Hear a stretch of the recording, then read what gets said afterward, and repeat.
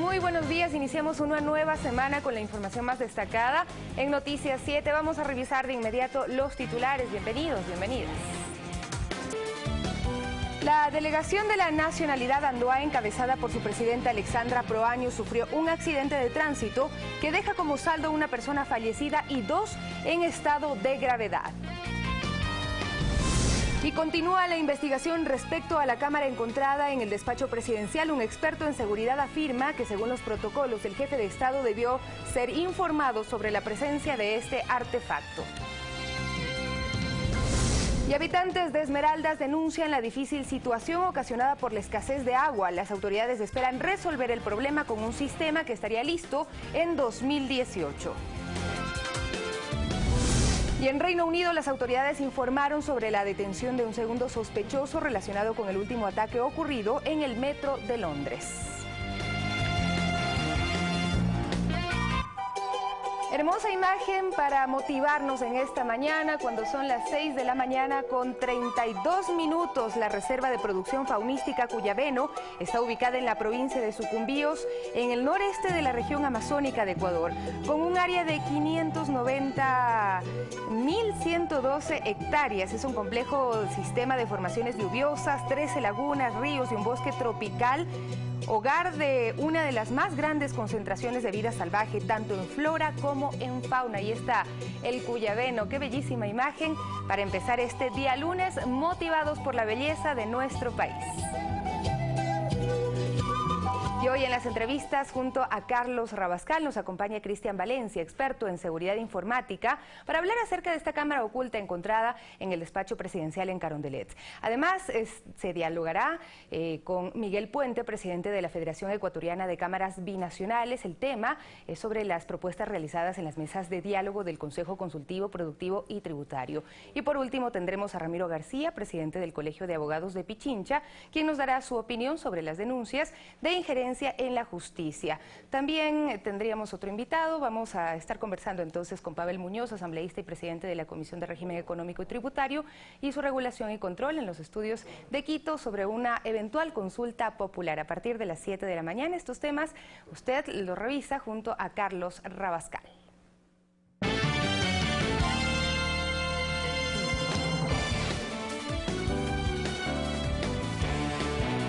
La Fiscalía investiga una cámara oculta hallada en el despacho presidencial. Hasta el momento se tomaron 4 versiones. Según un experto, los protocolos exigen que se informe de manera estricta los recursos que se han venido utilizando. Tras la denuncia que realizó el presidente Lenín Moreno del hallazgo de una cámara oculta en su despacho, la Fiscalía inició las indagaciones para verificar su funcionamiento. ¿Por qué el general que dirigía el Servicio de Protección Presidencial en tiempo del señor Correa, que además viajó a dejarle en Bélgica a Correa, ustedes se acordarán, no informó al Servicio de Protección Presidencial, que empezó a dirigirlo el general Mosquera?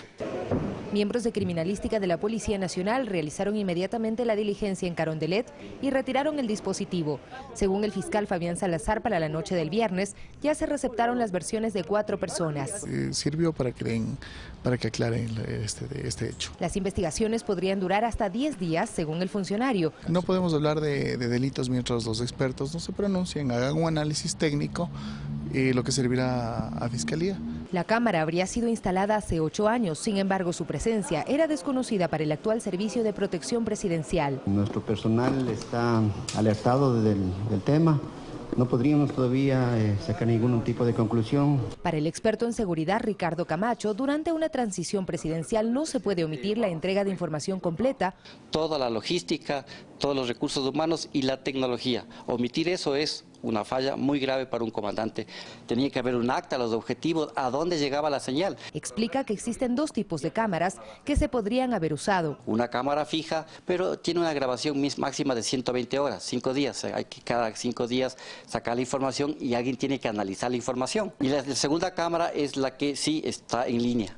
Usted puede mirarla desde cualquier parte del mundo, desde cualquier parte del Ecuador, o y también la información va a una central de información.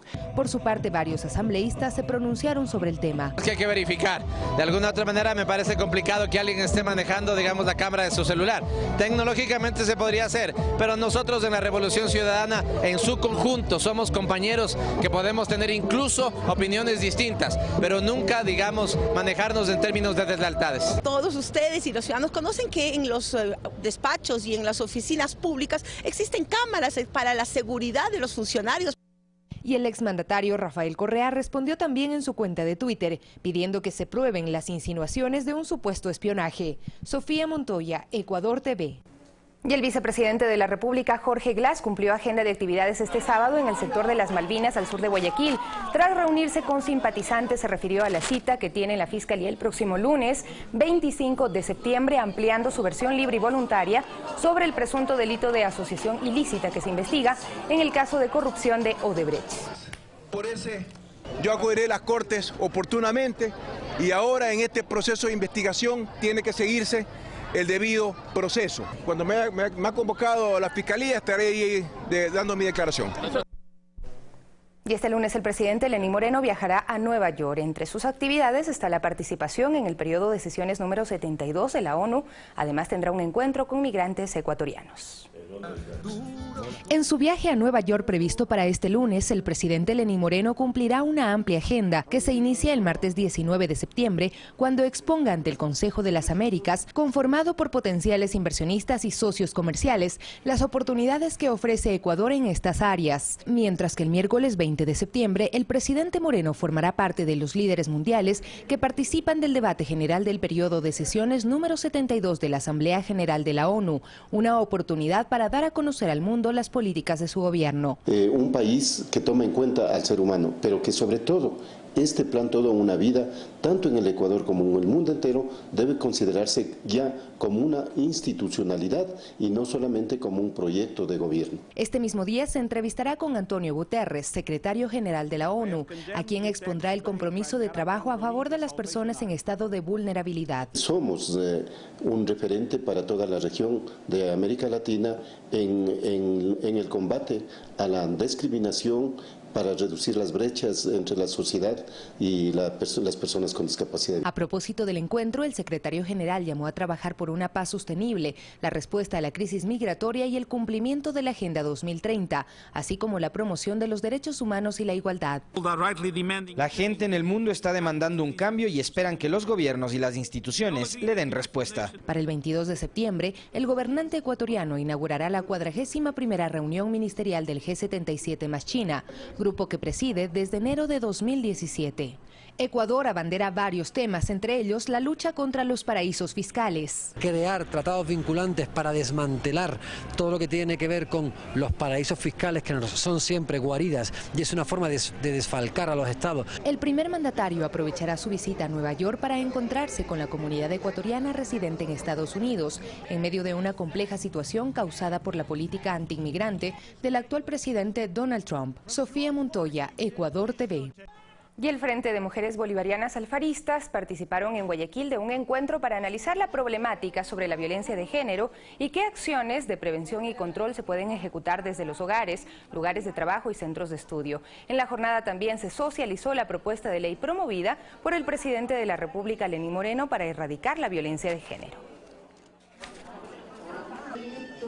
Vamos ahora a otro territorio. En los hogares de Esmeralda se busca reciclar el agua para cubrir necesidades básicas, por lo que reclaman soluciones para el abastecimiento. La esperanza de las autoridades está en un sistema de agua potable regional que funcionaría en el 2018. Si quiere le abro el de agua y no tenemos agua. Giles Parrales, miembro del Comité Barrial El Panecillo, se queja de que el agua llega apenas 2 veces por semana. Ya hace muchos años de que siempre estamos así. Asegura que hace 3 meses hicieron trabajos, pero estos no han solucionado nada. De todos modos, la comunidad tiene que buscar la forma de arreglárselas. Mire, mucha gente se ha visto en la obligación de hacer los aljibes, Nosotros aquí, ponle, yo en mi domicilio no tengo aljibe, pero tenemos los tanques y eso también es otra situación que cría los mosquitos igual. Lo mismo dice Sandra Carabalí, ama de casa, mientras nos muestra los recipientes en los que logra captar el agua que administrará cautelosamente durante la semana. Tenemos poquito, así como ve, poquito tacho, y lo que hacemos guardar es para cocinar, porque ni para ver si ni para bañarnos, tenemos que asearnos con un tachito pequeñito.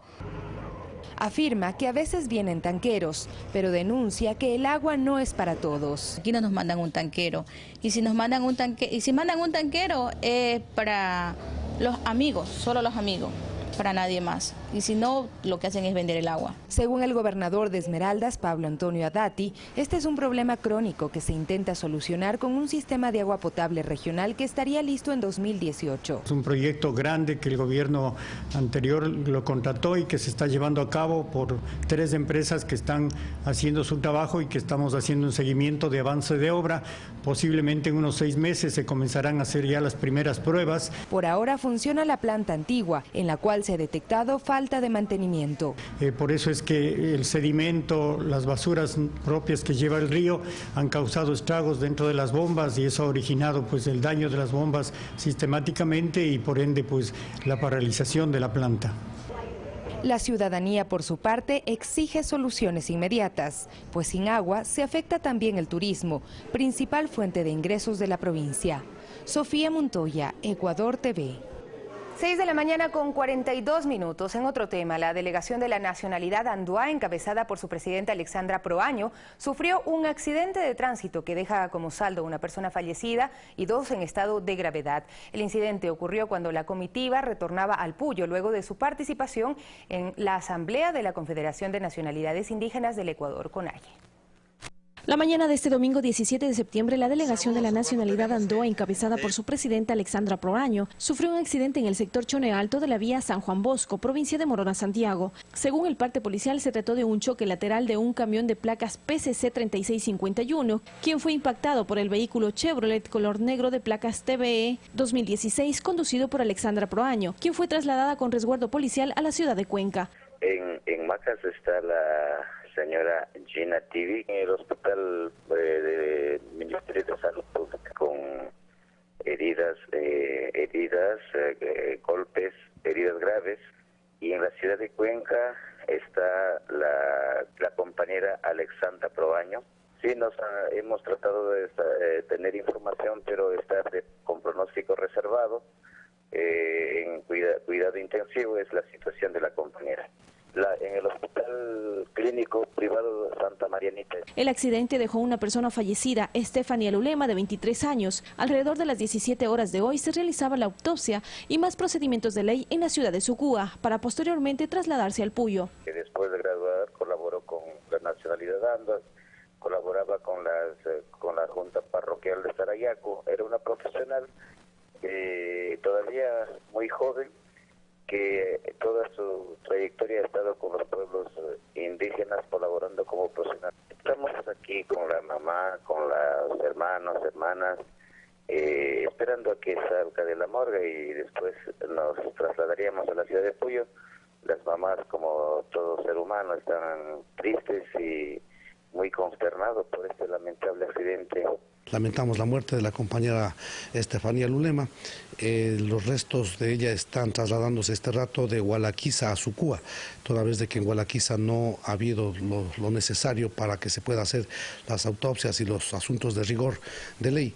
Así que se está trasladando a Sucúa y ahí se cumplirá todos estos procedimientos y luego será también el sepelio. A bordo del vehículo liviano se trasladaban también Doris Proaño y Yoconda Machambra, quienes fueron trasladadas al hospital de Gualaquiza. Según los reportes, son las menos afectadas. Los agentes policiales dieron a conocer que el conductor del camión se dio a la fuga, abandonando a sus acompañantes, Sebastián A. y 2 niños de 8 años y otro de 4 meses de edad. Desde Zamora Chinchipe, Marbellín Toledo, Ecuador TV.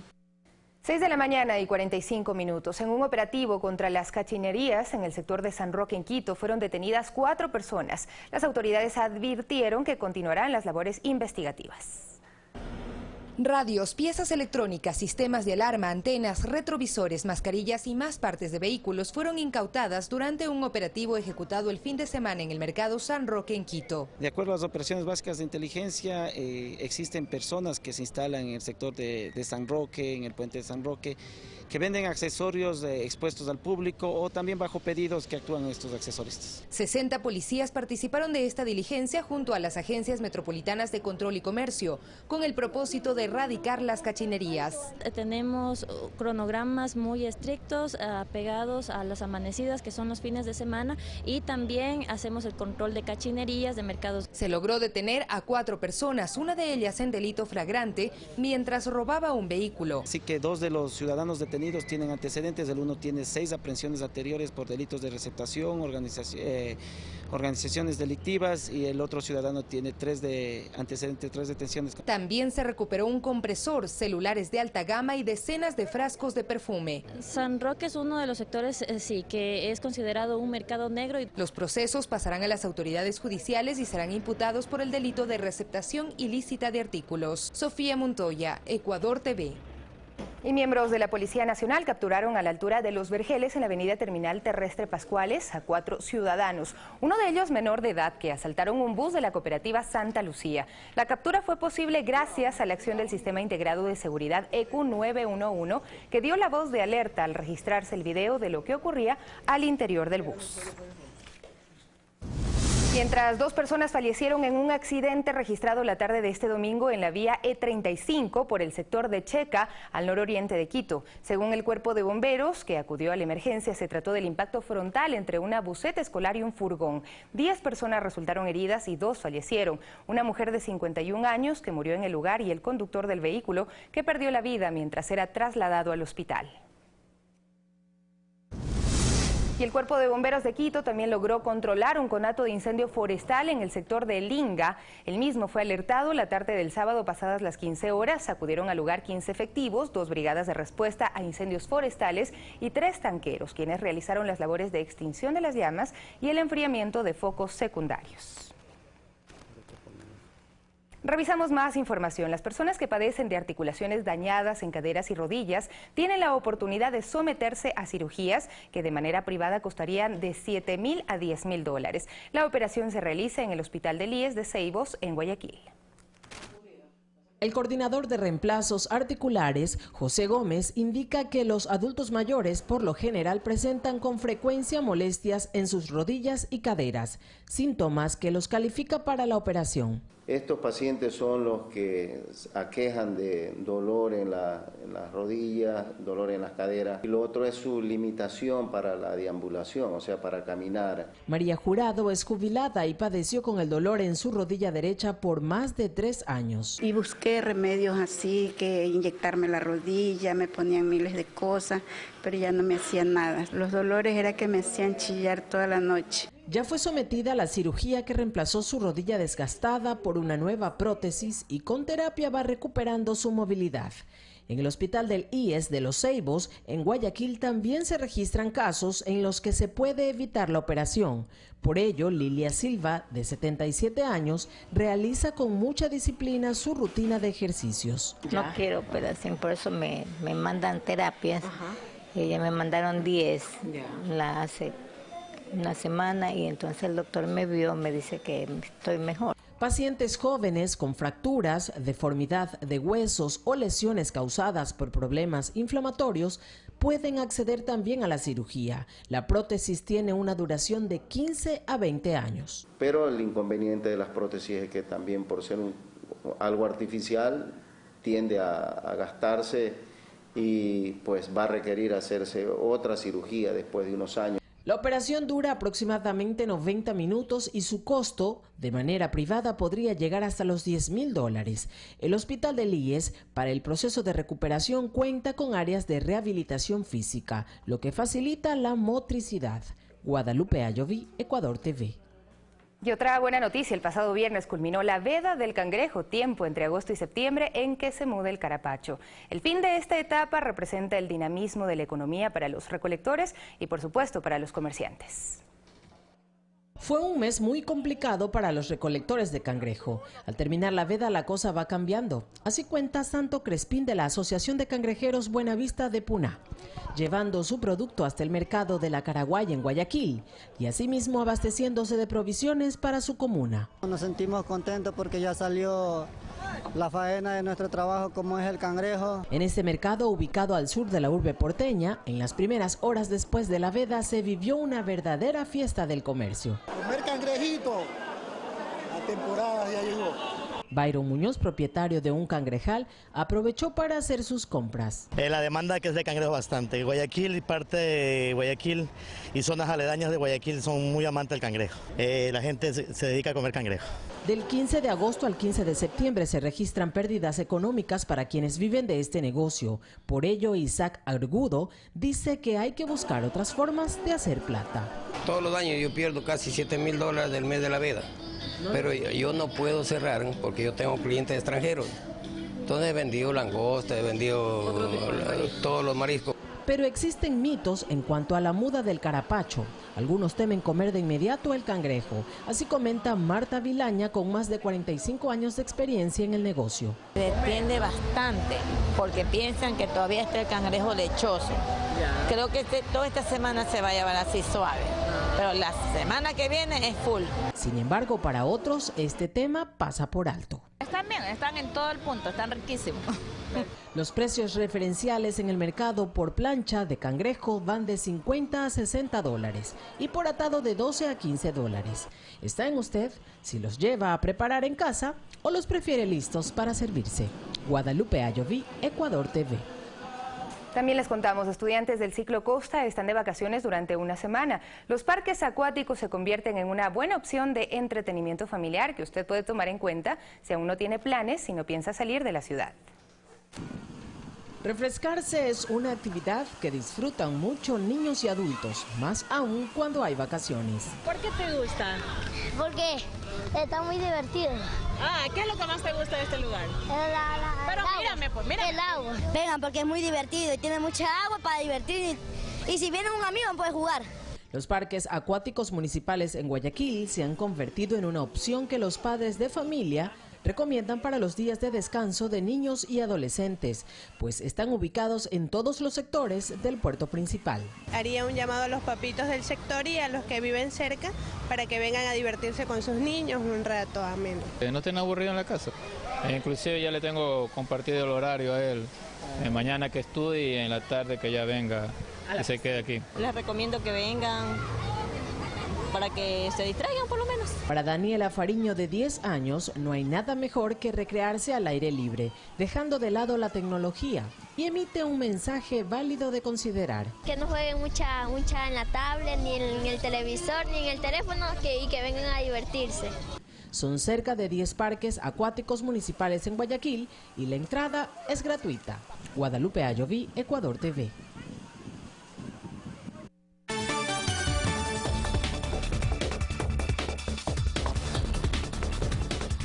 Avanzamos en esta mañana revisando los temas internacionales. Scotland Yard anunció la detención de un segundo sospechoso vinculado con el ataque terrorista ocurrido en el metro de Londres el pasado 15 de septiembre. Un hombre de 21 años fue detenido por la policía de Londres por su posible relación con el atentado terrorista del pasado viernes. Con él, ya suman 2 las personas arrestadas por su supuesta vinculación con el ataque al metro de Londres, que dejó 30 heridos y fue reivindicado por el autodenominado Estado Islámico. Además, la policía registró los domicilios de los sospechosos, de quienes no se entregaron ni identidades ni nacionalidades. En esta etapa mantenemos la mente abierta respecto a si más de una persona es responsable del ataque y seguimos buscando muchas más líneas de investigación a buen ritmo. La primer ministra británica Theresa May dio la orden de incrementar la presencia policial en los transportes públicos, en especial en los de las zonas más frecuentadas y de las atracciones turísticas. Para ello, 1000 agentes fueron reasignados en todo el país. Luego de lo ocurrido el viernes, el gobierno de Reino Unido elevó la alerta terrorista a crítica. Sin embargo, este domingo se decidió cambiarla. El Joint Terrorist Analysis Center, que revisa el nivel de amenaza en el país, decidió bajar el nivel de crítico a severo, lo que significa que un ataque todavía es muy probable, por lo que exhorto a todos a seguir vigilantes pero no alarmarse.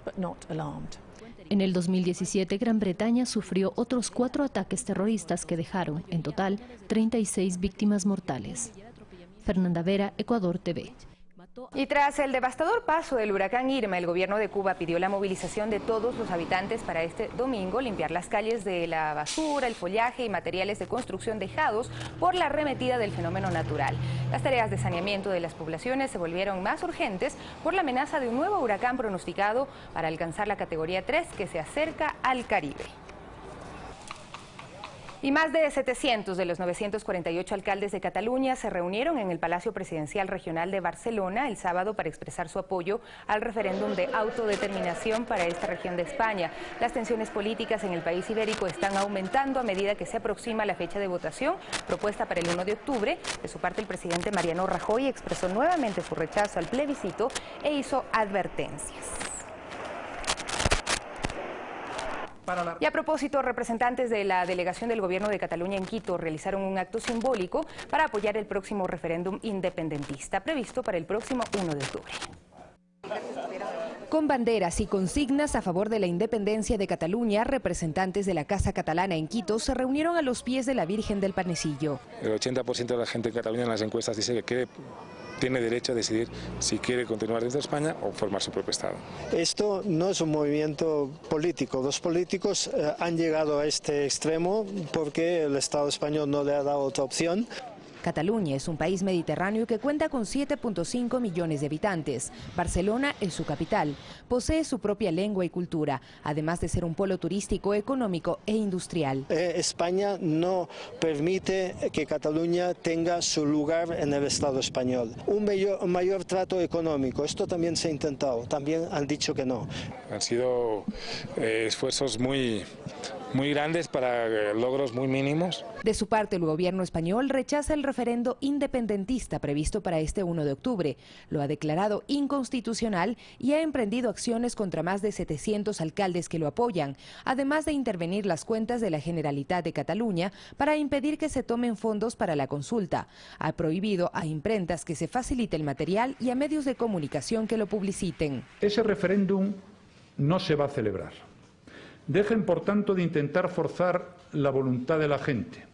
No han conseguido imponer su proyecto al conjunto de los catalanes y, desde luego, no se lo van a imponer al resto de España. A pesar de todas las interferencias y todas las trabas que pone el Estado español con actitudes un poco fuera de lo que son democracia, nosotros estamos convencidos de que votaremos. Sofía Montoya, Ecuador TV.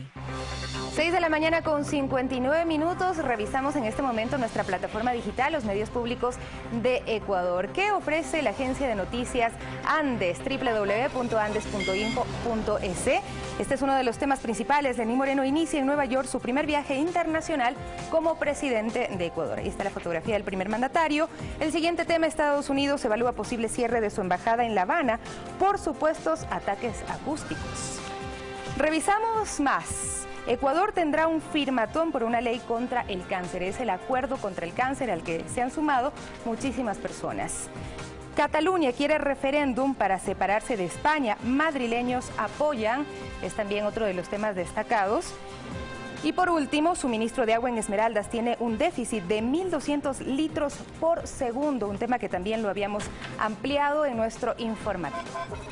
Siguiente revisión es de losmediospublicos.es, es la página de la casa. Desde ahí también ustedes pueden dirigirse a la señal en vivo de Ecuador TV. A propósito, revisemos cuáles son los temas destacados. Vilma Andrade: hemos tenido un consejo de participación ciudadana inoperante. Esto lo dijo en Análisis Urgente, el programa conducido por Carlos Rabascal. Siguiente tema: fatal accidente de tránsito en el nororiente de Quito. Revisábamos 2 víctimas fatales.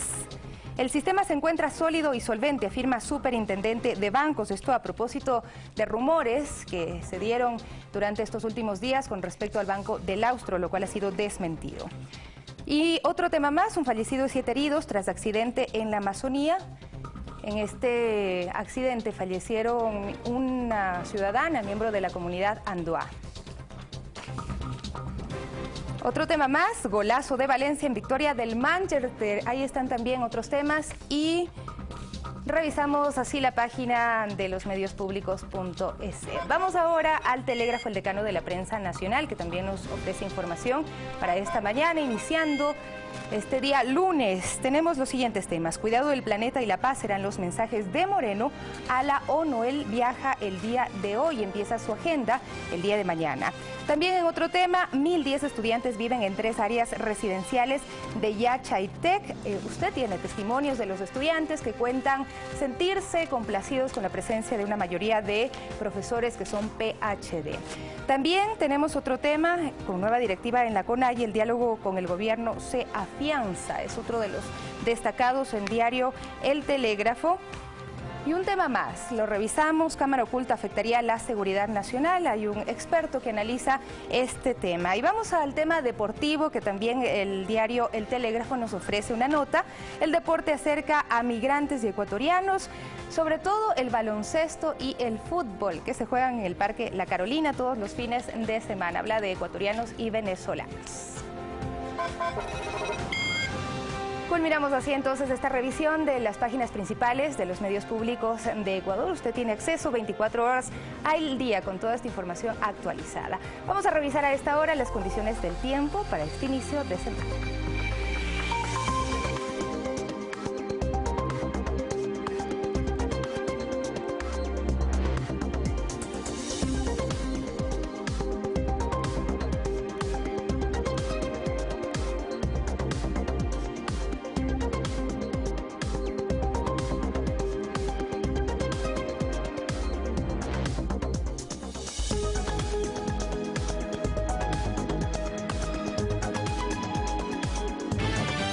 Y como cada mañana de las noticias pasamos al análisis, para eso nos acompaña Carlos Rabascal.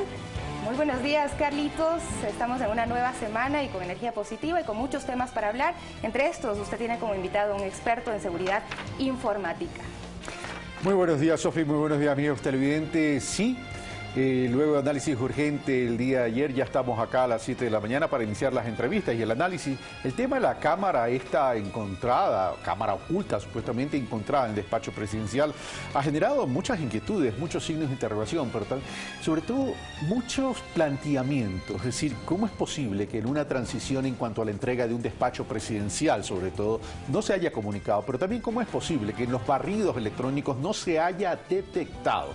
Esto me hace recordar temas como, por ejemplo, en la época de Angostura, radares que no funcionaron y ahora cámaras que nadie sabía de su existencia. Y eso me lleva al siguiente planteamiento. Conversaba con un experto, perdón que le interrumpa, y nos decía que, por ejemplo, en la transición de Donald Trump con Barack Obama, hubo expertos más allá del servicio oficial. Bueno, también Donald Trump bastante desconfiado, ¿no? Pero en todo caso se realizó todo un barrido mucho más minucioso de la Casa Blanca.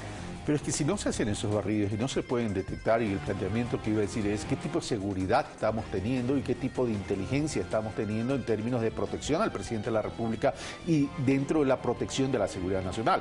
Y eso sí nos lleva a pensar. Pero bueno, ese es uno de los temas que vamos a tratar. También estaremos porque hay que determinar también si la cámara en realidad estaba prendida y si es que en realidad se puede hablar de un delito, que es lo que ha dicho el fiscal, hay que esperar. No se puede hablar de un delito mientras no culminen las investigaciones. No, no podemos caer en la rumorología. Primero hay que entrar a los debidos procesos y establecer si es que realmente existió un delito o existió simplemente negligencia y si esa cámara grabó y cuál es el contenido. Pero todo eso vamos a tratar con Cristian Valencia. Luego tendremos a Miguel Puente, presidente de la Federación Ecuatoriana de Cámaras Binacionales, con quien vamos a hablar los avances de los diálogos.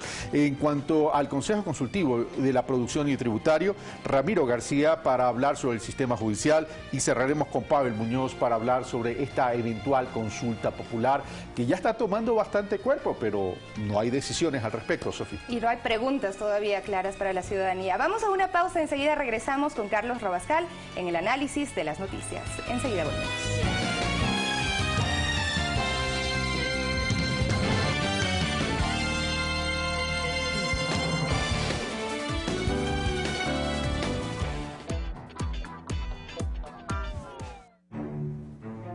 Ana viene cada semana. Que no sé cómo decirle que no va más, que no soy yo, que es él. Que nunca está donde voy, ni hay comunicación que valga. Es triste. No sabe lo fácil que es dejarlo. Acéptalo. No estás obligado a estar con un plan móvil que no te haga feliz. Con CNT, cámbiate al mejor plan de voz por $24,99. Incluye 1.5 gigas, llamadas ilimitadas a todas las operadoras, WhatsApp libre y 150 megas de Facebook. Y si te cambias, llévate 1 giga más al mes por 1 año. CNT.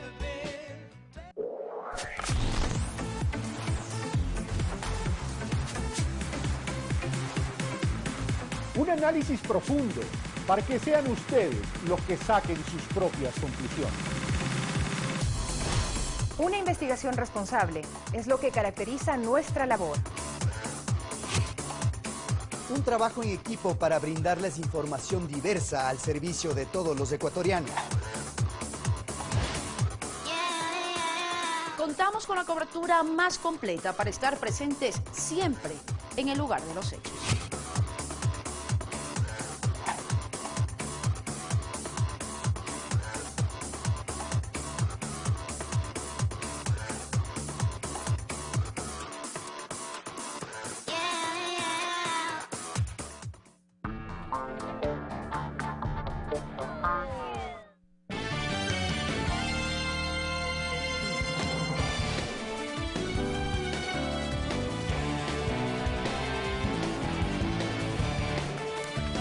Iniciamos las entrevistas, tenemos la presencia de Cristian Valencia, experto en seguridad informática. Cristian, muchas gracias por aceptar nuestra invitación. Muchas gracias. El tema de la Cámara en el despacho del presidente de la República ha generado muchas inquietudes, no solo en cuanto a lo que tendría que ver con una supuesta y eventual transgresión a lo que tiene que ver la seguridad nacional y a la intimidad del propio presidente de la República, sino que también deja que ver algunos protocolos en términos de seguridad que no se habrían cumplido, como por ejemplo, en la transición de la entrega del despacho y la entrega del Palacio de Gobierno, se supone que se hacen los barridos correspondientes, y lo otro es el no haberse podido detectar, es decir, no hay posibilidades de detectar una cámara en un despacho y más aún en el despacho presidencial. Cristian Valencia, buenos días, bienvenido. Buenos días, muchas gracias por la invitación. Pues bien, cabe destacar que si un equipo está apagado, no va a emitir radiofrecuencia y por lo tanto va a ser muy difícil detectarlo a través de los sistemas que existen hoy en día. Hay equipos que realizan barridos electrónicos, son equipos que permiten mediante audición detectar este tipo de dispositivos o con medios visuales. Pero si un equipo está apagado va a ser muy complejo detectarlo. Pero si un equipo está apagado es complejo detectarlo, me dice Cristian.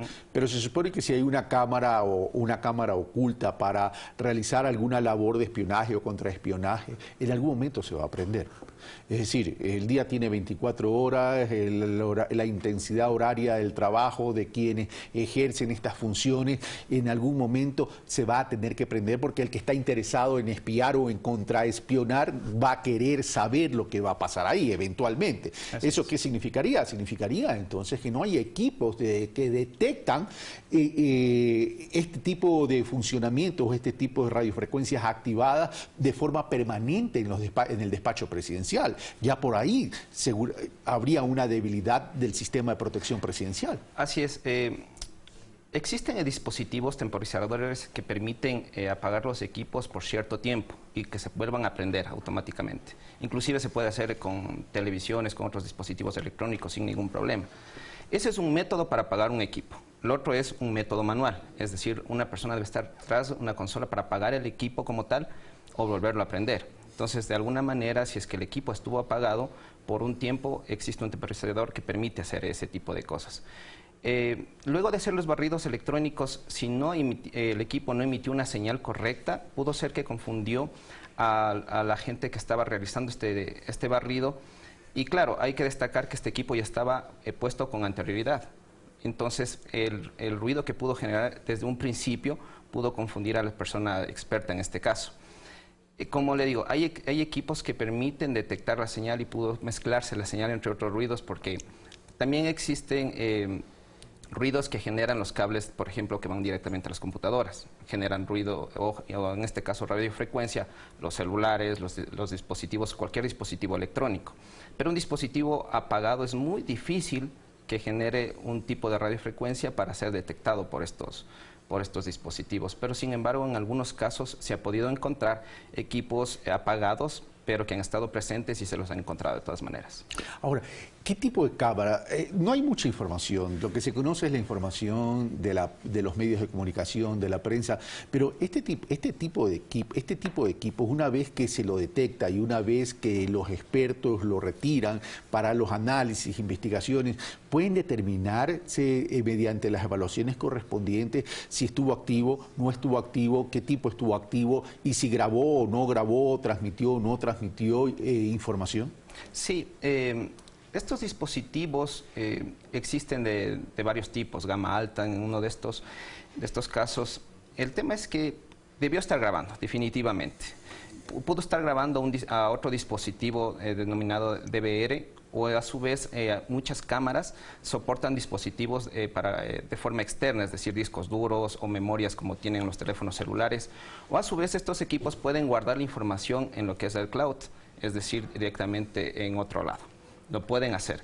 Sin embargo, para que esto se logre hacer, quiere decir que el equipo salía al Internet, puede ser por la propia red, en este caso de la presidencia, o por otro tipo de red, es decir, tiene que haber algún rastro, sea en los equipos de seguridad o en algún tipo de servidor donde estaba grabando. Es decir, no es cuestión solo de detectar el equipo, es cuestión de hacer un barrido entonces a las instalaciones para ver si accedía a la red de Internet para transmitir en línea todo lo que estaba grabando o transmitiendo. Por supuesto, existen protocolos para el levantamiento de evidencia donde permiten registrar, de alguna forma también evidenciar qué es lo que estuvo haciendo el equipo.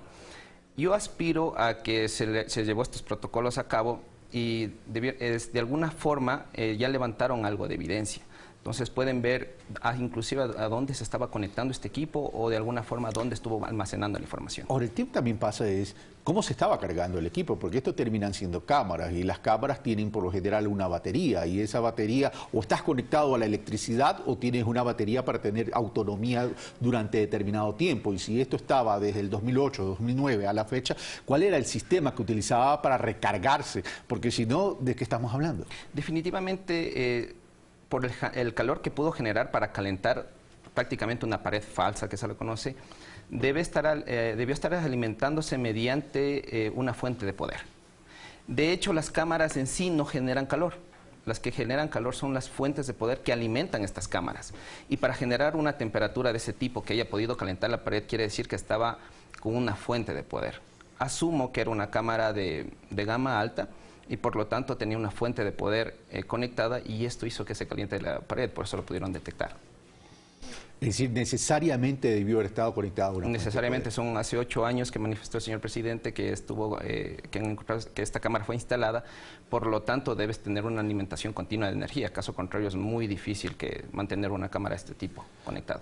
Para usted, entonces, los sistemas de seguridad y protección del propio Palacio de Gobierno, en especial del despacho presidencial, ¿son protocolos de seguridad débiles?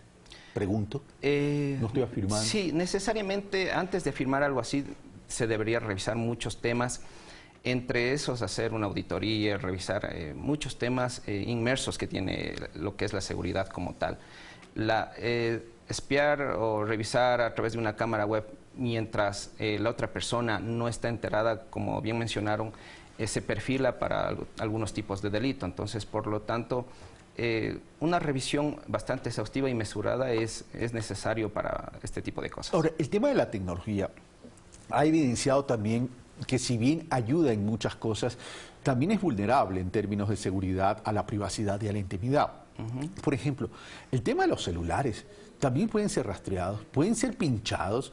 Recordemos lo que pasó en Colombia hace ya algunos años y sobre el tema de que hubo un gran espionaje a funcionarios públicos y periodistas y hay gente incluso privada de la libertad en este momento.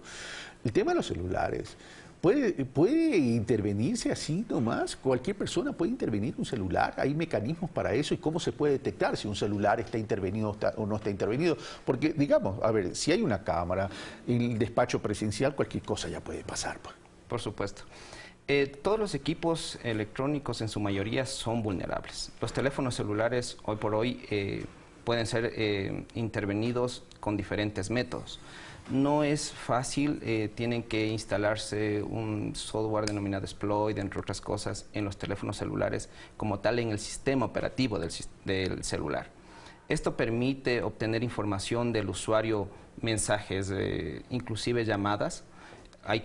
Inclusive se puede prender la cámara del propio celular cuando uno se desee, remotamente. Cualquier sistema, en este caso, es vulnerable. Se ha escuchado de este tipo de casos en varias ocasiones, como bien se mencionó hace un momento, pero no es tan fácil. Hay que hacer ciertos procedimientos, con procedimientos técnicos. Se habla como de reutear un celular e instalar un software, y lo que hace es prácticamente abrir una puerta trasera para tener una conexión hacia el equipo, y uno se tiene una consola, un panel de control para hacer cierto tipo de cosas. Inclusive en el mercado les venden este tipo de software para instalar sobre el equipo. Entonces sí se puede hacer este tipo. Ahora, ¿se puede seguir la ruta en cuanto a la cámara y a los celulares o donde está la consola, donde se estaba transmitiendo dicha imagen en caso de que la cámara estaba activa y transmitiendo? ¿Se puede hacer ese ruteo para determinar cuál es el destino de la transmisión? Sí, efectivamente se puede tratar de encontrar cuál es el origen de la conexión y viceversa. Es decir, hay técnicas para hacer un trazado. Generalmente estos equipos disponen de IPs públicas que se denominan las cámaras web, donde todo mundo puede tener acceso desde un dispositivo electrónico, es decir, desde un computador o un celular. Aquí hay algo más preocupante todavía. Hace 8 años era muy común que los dispositivos, en este caso las cámaras, dispongan o puedan manejar una IP pública, que se denomina, es para acceder a un servicio. Cuando usted accede a una página web, está accediendo a través de una página de una IP pública. Cuando accede a un correo electrónico, utilizan IPs públicas, y se instalaban estas IPs públicas en las cámaras, y usted a través de un dispositivo como un celular, poniendo un usuario y contraseña, puede acceder a este dispositivo.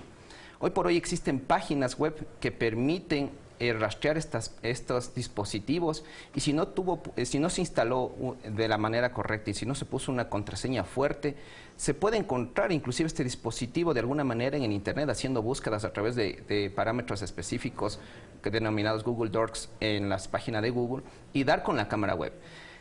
En este caso, haciendo otro tipo de intrusión que no es nada difícil, que se lo conoce como ataque de fuerza bruta, se puede dar con la contraseña de esta cámara y empezar a visualizar todo lo que está transmitiendo a la cámara en ese momento.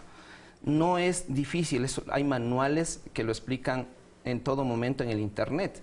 Se puede acceder a este tipo de cámaras si estuviera expuesta de esa manera. Caso contrario, hay un software específico que se conecta a la cámara para poderla gestionar y administrarla como tal.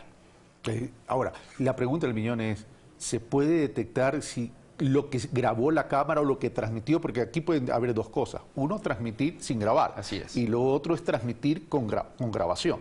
¿Se puede determinar qué exactamente transmitió la cámara?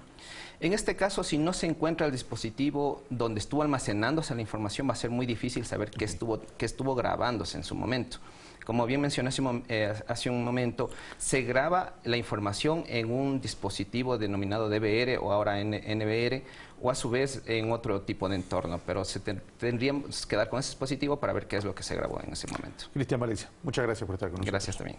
Bueno, nosotros vamos a hacer una pausa y regresamos con Miguel Puente, pero antes que nada, antes de irme a la pausa y regresar con Miguel Puente para hablar sobre los avances del Consejo Consultivo de la Producción Tributaria, a mí por lo menos sí me quedan muchas dudas. Es decir, a ver, tenemos un sistema de seguridad y de inteligencia efectivos, tanto en las Fuerzas Armadas, tanto en la Policía Nacional.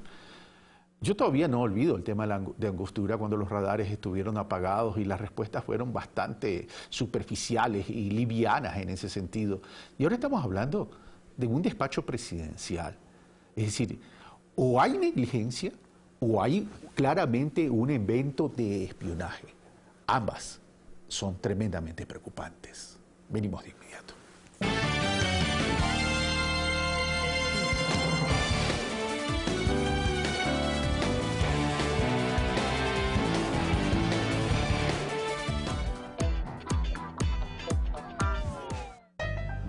arranca tu semana lleno de energía y con el mejor contenido en Café TV.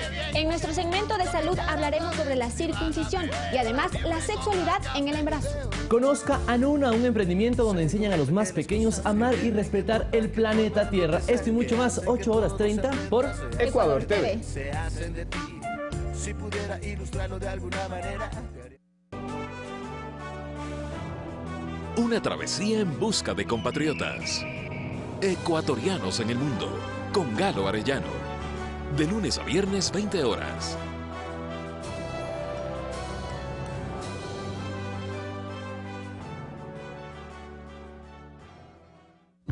Amo mi trabajo.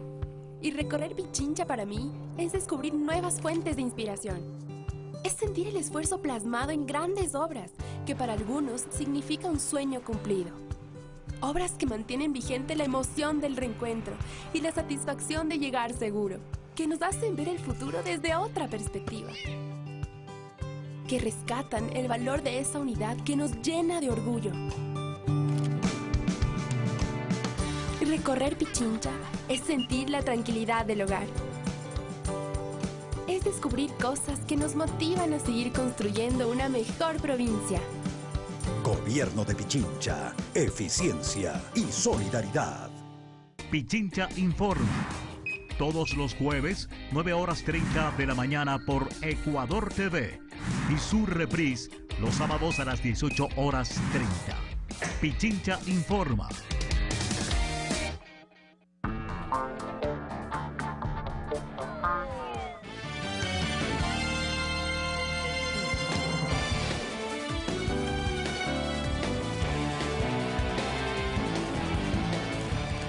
Miguel Puente, presidente de la Federación Ecuatoriana de Cámaras Binacionales, se encuentra con nosotros para conversar sobre los avances, los diálogos, a propósito de los consejos consultivos de la producción y lo tributario. Miguel, buenos días, gracias por estar con nosotros. Buenos días, Carlos, es un gusto. Bueno, ¿qué hay de nuevo en estos avances? Ya están prácticamente cuasi listos para entregarlo a fines de este mes al presidente de la República, la sistematización, y el presidente tendrá esta información que le servirá como base para su programa económico, para aceptar o no aceptar las propuestas de parte del Consejo Consultivo. Pero ¿cuáles serían los preacuerdos ya que se han definido? Cabe indicar primero que este ha sido un diálogo que debo rescatar ampliamente inclusivo, porque han participado más de 1.560 personas, representantes de distintos sectores, desde el Comité Empresarial Ecuatoriano, FEDEXPOR, la Federación de los Artesanos, las cámaras de la pequeña y mediana industria, el Grupo Proponle y otras organizaciones de base. Trabajadores y Economía Popular y Solidaria. Exactamente, la Economía Popular y Solidaria, uno de los sectores que igualmente ha tenido una participación muy importante, y por esa razón vemos que este ha sido un diálogo constructivo en la medida que se ha podido presentar distintos puntos de vista, algunos de ellos en un inicio posiblemente incluso divergentes, pero que al final van tomando un cauce ya establecido. Hay varios temas que se presentaron en el primer informe, en el primer borrador que ya se presentó al señor presidente de la República, que son algunos temas que han sido reiterativos en las distintas mesas de diálogo. Cabe indicar que han sido 26 mesas de diálogo en esta primera etapa y ahora se encuentra tratando 5 ejes temáticos de las distintas mesas temáticas, y con esto se espera tener precisamente el informe final el 26. Repasemos cuáles son los ejes temáticos. Los ejes temáticos son temas de tributación, innovación, entorno productivo, inversión y financiamiento y acceso a mercados. Dentro de estos temas existen varios ejes transversales en los cuales se han podido determinar temas en común. Por ejemplo, ha sido un tema reiterativo que se ha planteado la reforma del anticipo del impuesto a la renta. Este es un tema que originalmente se planteó inclusive la eliminación del anticipo del impuesto a la renta, pero estamos conscientes desde el sector empresarial también que existen compromisos con el presupuesto general del Estado y no se podría tampoco llegar a una eliminación de un rubro que representa aproximadamente 300 millones de ingresos. Si no pasa por el tema de la eliminación, entonces pasaría por un replanteamiento en términos de la fórmula de la determinación del anticipo. Es correcto, la fórmula, porque hoy por hoy se está estableciendo un porcentaje sobre activos, sobre patrimonio, y se constituye en un impuesto mínimo, de tal manera que si una empresa por cualquier razón, A o B circunstancia, no genera utilidad, está igualmente pagando una tarifa de impuesto a la renta que no le debería no debería haberse causado, porque el principio es de que renta causada, renta pagada, ¿no? En tal sentido, lo que se pretende es igualmente que sea este anticipo de impuesto a la renta, como su nombre lo indica, un anticipo, que si al final del ejercicio económico no existe utilidad, pueda servir para pedir una devolución de ese anticipo como un crédito tributario. Entonces, ese es uno de los temas que han sido planteados. Igualmente, la eliminación gradual del impuesto a la salida de divisas. Originalmente también se habló de la eliminación del impuesto a la salida de divisas, pero esto representa 900 millones de dólares en recaudación fiscal. En tal sentido, se ha planteado y es probable que se establezca una eliminación gradual, tal vez de un punto porcentual por año. Ahora, pero estos 900 millones de dólares que representa el impuesto a salida de divisas, que es un monto importante en términos de recaudación, habría que desagregarlo para ver producto de qué son los 900 millones de dólares, porque una cosa es sacarle dinero del país y otra cosa que los 900 millones de dólares sean producto de pago a proveedores por temas de importación. ¿Se ha hecho ese análisis? ¿Han contado con esa información desagregada? El Servicio de Rentas Internas debe disponer de esa información, porque recordemos que existen valores que se pagan por impuesto a salida de divisas precisamente por la adquisición de materias primas, inclusive por importación de bienes de capital. Entonces existen varias Pero se hablaba que para materias primas y bienes de capitales hay ya una exención para el impuesto a salida de divisas. En algunos casos se ha verificado esa exención, pero en otros todavía se sigue manteniendo precisamente este pago, y por esas razones que consideramos que hay que hacer un análisis a fondo. El Servicio de Rentas Internas dispone de la información y es por esa razón que se ha planteado necesariamente que este es un impuesto que hay que analizarlo de manera muy detenida, porque no se trata solamente que porque hay un impuesto a salida de divisas van a dejar de salir divisas. La mayor forma de evitar que salgan las divisas es cuando existe confianza en la economía del país. Pero ustedes están planteando al interior del Consejo Consultivo de la Producción y lo Tributario, están planteando la eliminación progresiva. Pero para plantear y hacer propuestas, supongo yo que debieron haber invitado al Servicio de Rentas Internas para que nos digan, a ver, estos 900 millones, ¿cómo está desagregado? Para poder hacer un planteamiento objetivo. De hecho, sí, es parte, de hecho, del Comité Ejecutivo del Consejo Consultivo Productivo y Tributario, el Servicio de Rentas Internas. ¿Y no se administró esta información? Son distintas mesas, yo no he participado directamente en la mesa de los temas tributarios, pero entiendo que esa información está disponible. El tema del IVA, ¿se trató en algún momento en cuanto a la determinación del IVA? No se ha tratado el tema del IVA, se ha tratado más bien, por ejemplo, otro tema recurrente, el tema de la ley de plusvalía.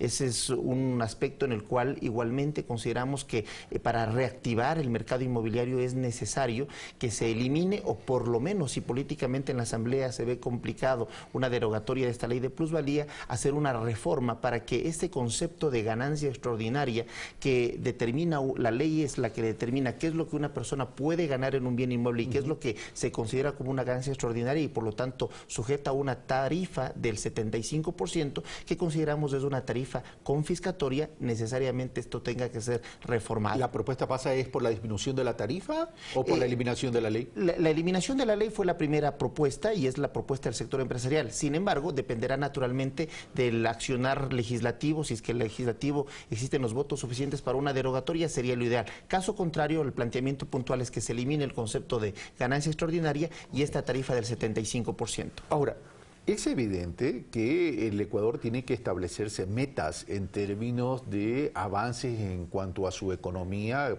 y porque trabajando en la economía vamos a asegurar un desarrollo social también en términos de distribución y redistribución, pero también hay que crecer en la economía. Naturalmente. Y en ese sentido, ¿qué se ha planteado o estas propuestas cómo piensan apuntalar el programa económico del presidente Lenín Moreno? Cuando usted me habla de entorno productivo, ¿el tema va a pasar por incentivos o mejor dicho, por medidas para incentivar el consumo, ergo el consumo incentiva la demanda hace que la oferta se ponga a la par, demanda y oferta, esto requiere más inversión y la inversión genera empleo? ¿Esa es la matriz de pensamiento estratégico? Va por ahí, sin embargo yo anotaría algo adicional. Es importante que el país naturalmente aumente su productividad, su competitividad, porque uno de los elementos indispensables que se ha planteado en las mesas de diálogo es la necesidad de que se incrementen las exportaciones nacionales. Es decir, por nuestro mismo sistema de dolarización requerimos de divisas en el país y hay dos formas principales de de obtener esas divisas. La una es con el incremento de las exportaciones y la segunda con el incremento de la inversión extranjera. También existe otra alternativa que es el endeudamiento, pero creemos que las dos primeras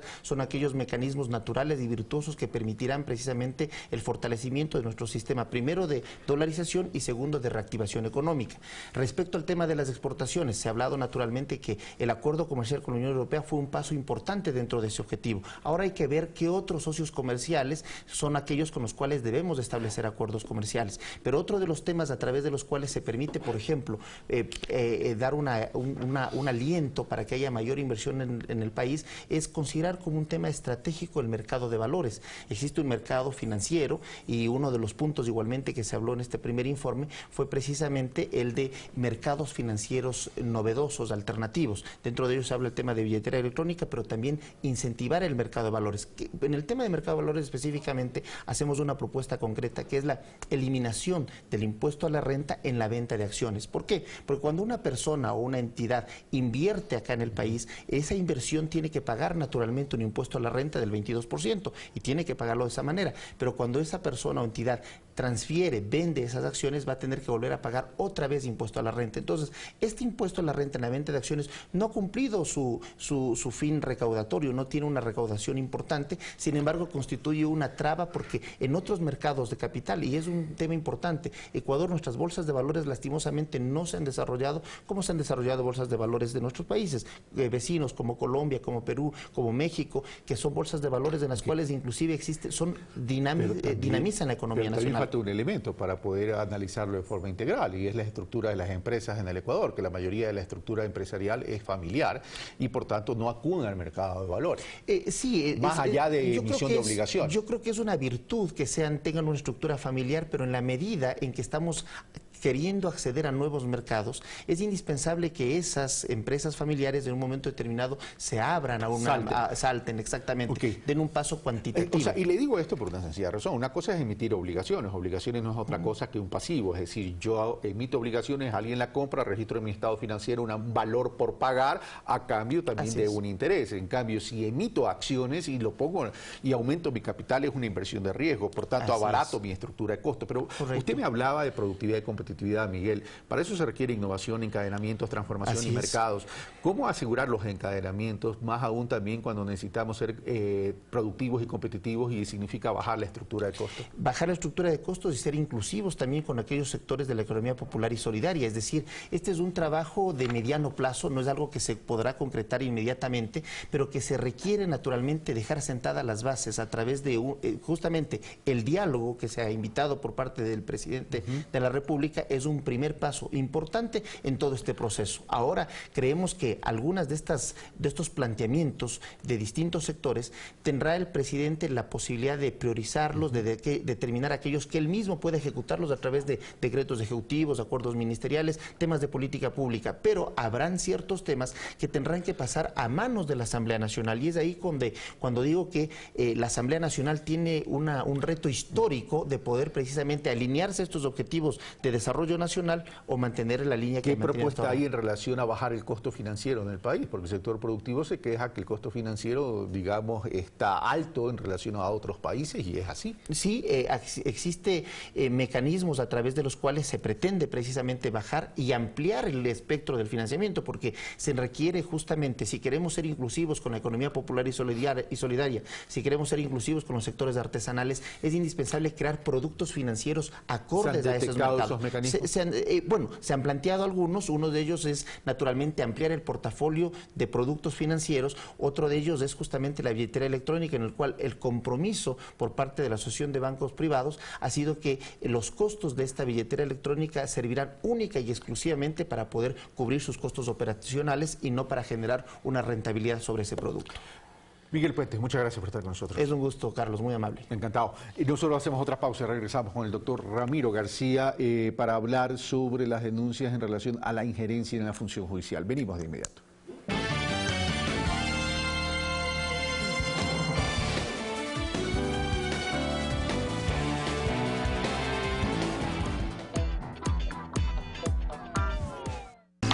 Ya viene. Es momento de tomarnos un minuto y reflexionar. ¿Qué son y para qué sirven los medios públicos? Diálogo nacional sobre los medios públicos. Muy pronto, por Ecuador TV.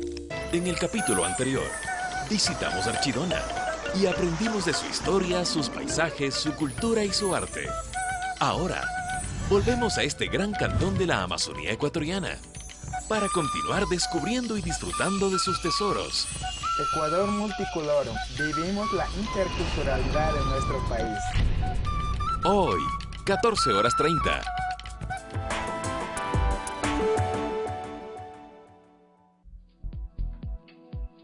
Fiebre inexplicable, tos, sudoración por la noche, podrían ser en realidad síntomas alarmantes, Vanessa. Así es, Arturo, síntomas de una enfermedad que se denomina linfoma o cáncer de los ganglios linfáticos. Nosotros, como siempre, tendremos expertos que despejarán todas esas inquietudes. Por supuesto, le esperamos entonces, como siempre, aquí, al mediodía. A las 12 en punto, no se lo pierda.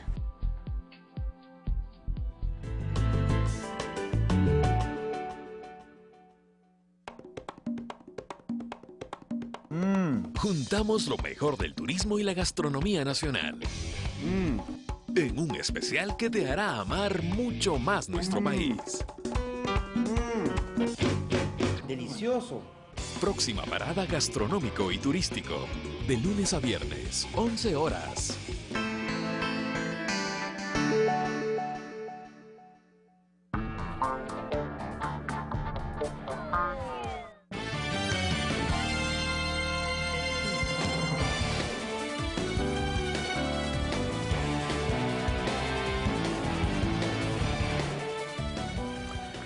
Ramiro García, doctor en jurisprudencia y presidente del Colegio de Abogados, se encuentra con nosotros. Ramiro, buenos días, bienvenido. A ver, buenos días. En el debate nacional, sobre todo a propósito de la consulta popular y a propósito de las declaraciones del presidente de la República que dice que debe haber un equilibrio entre las funciones y transparencia en la designación, también viene acompañado con este video que vino del exterior en cuanto a que la justicia ecuatoriana hubiera tenido interferencias tanto en la designación de sus jueces, tanto en la resolución de determinados casos. Tú has sido muy crítico en ese sentido. Es decir, ¿hay mecanismos que permitan blindar las distintas funciones? Claro que contigo vamos a hablar de la función judicial.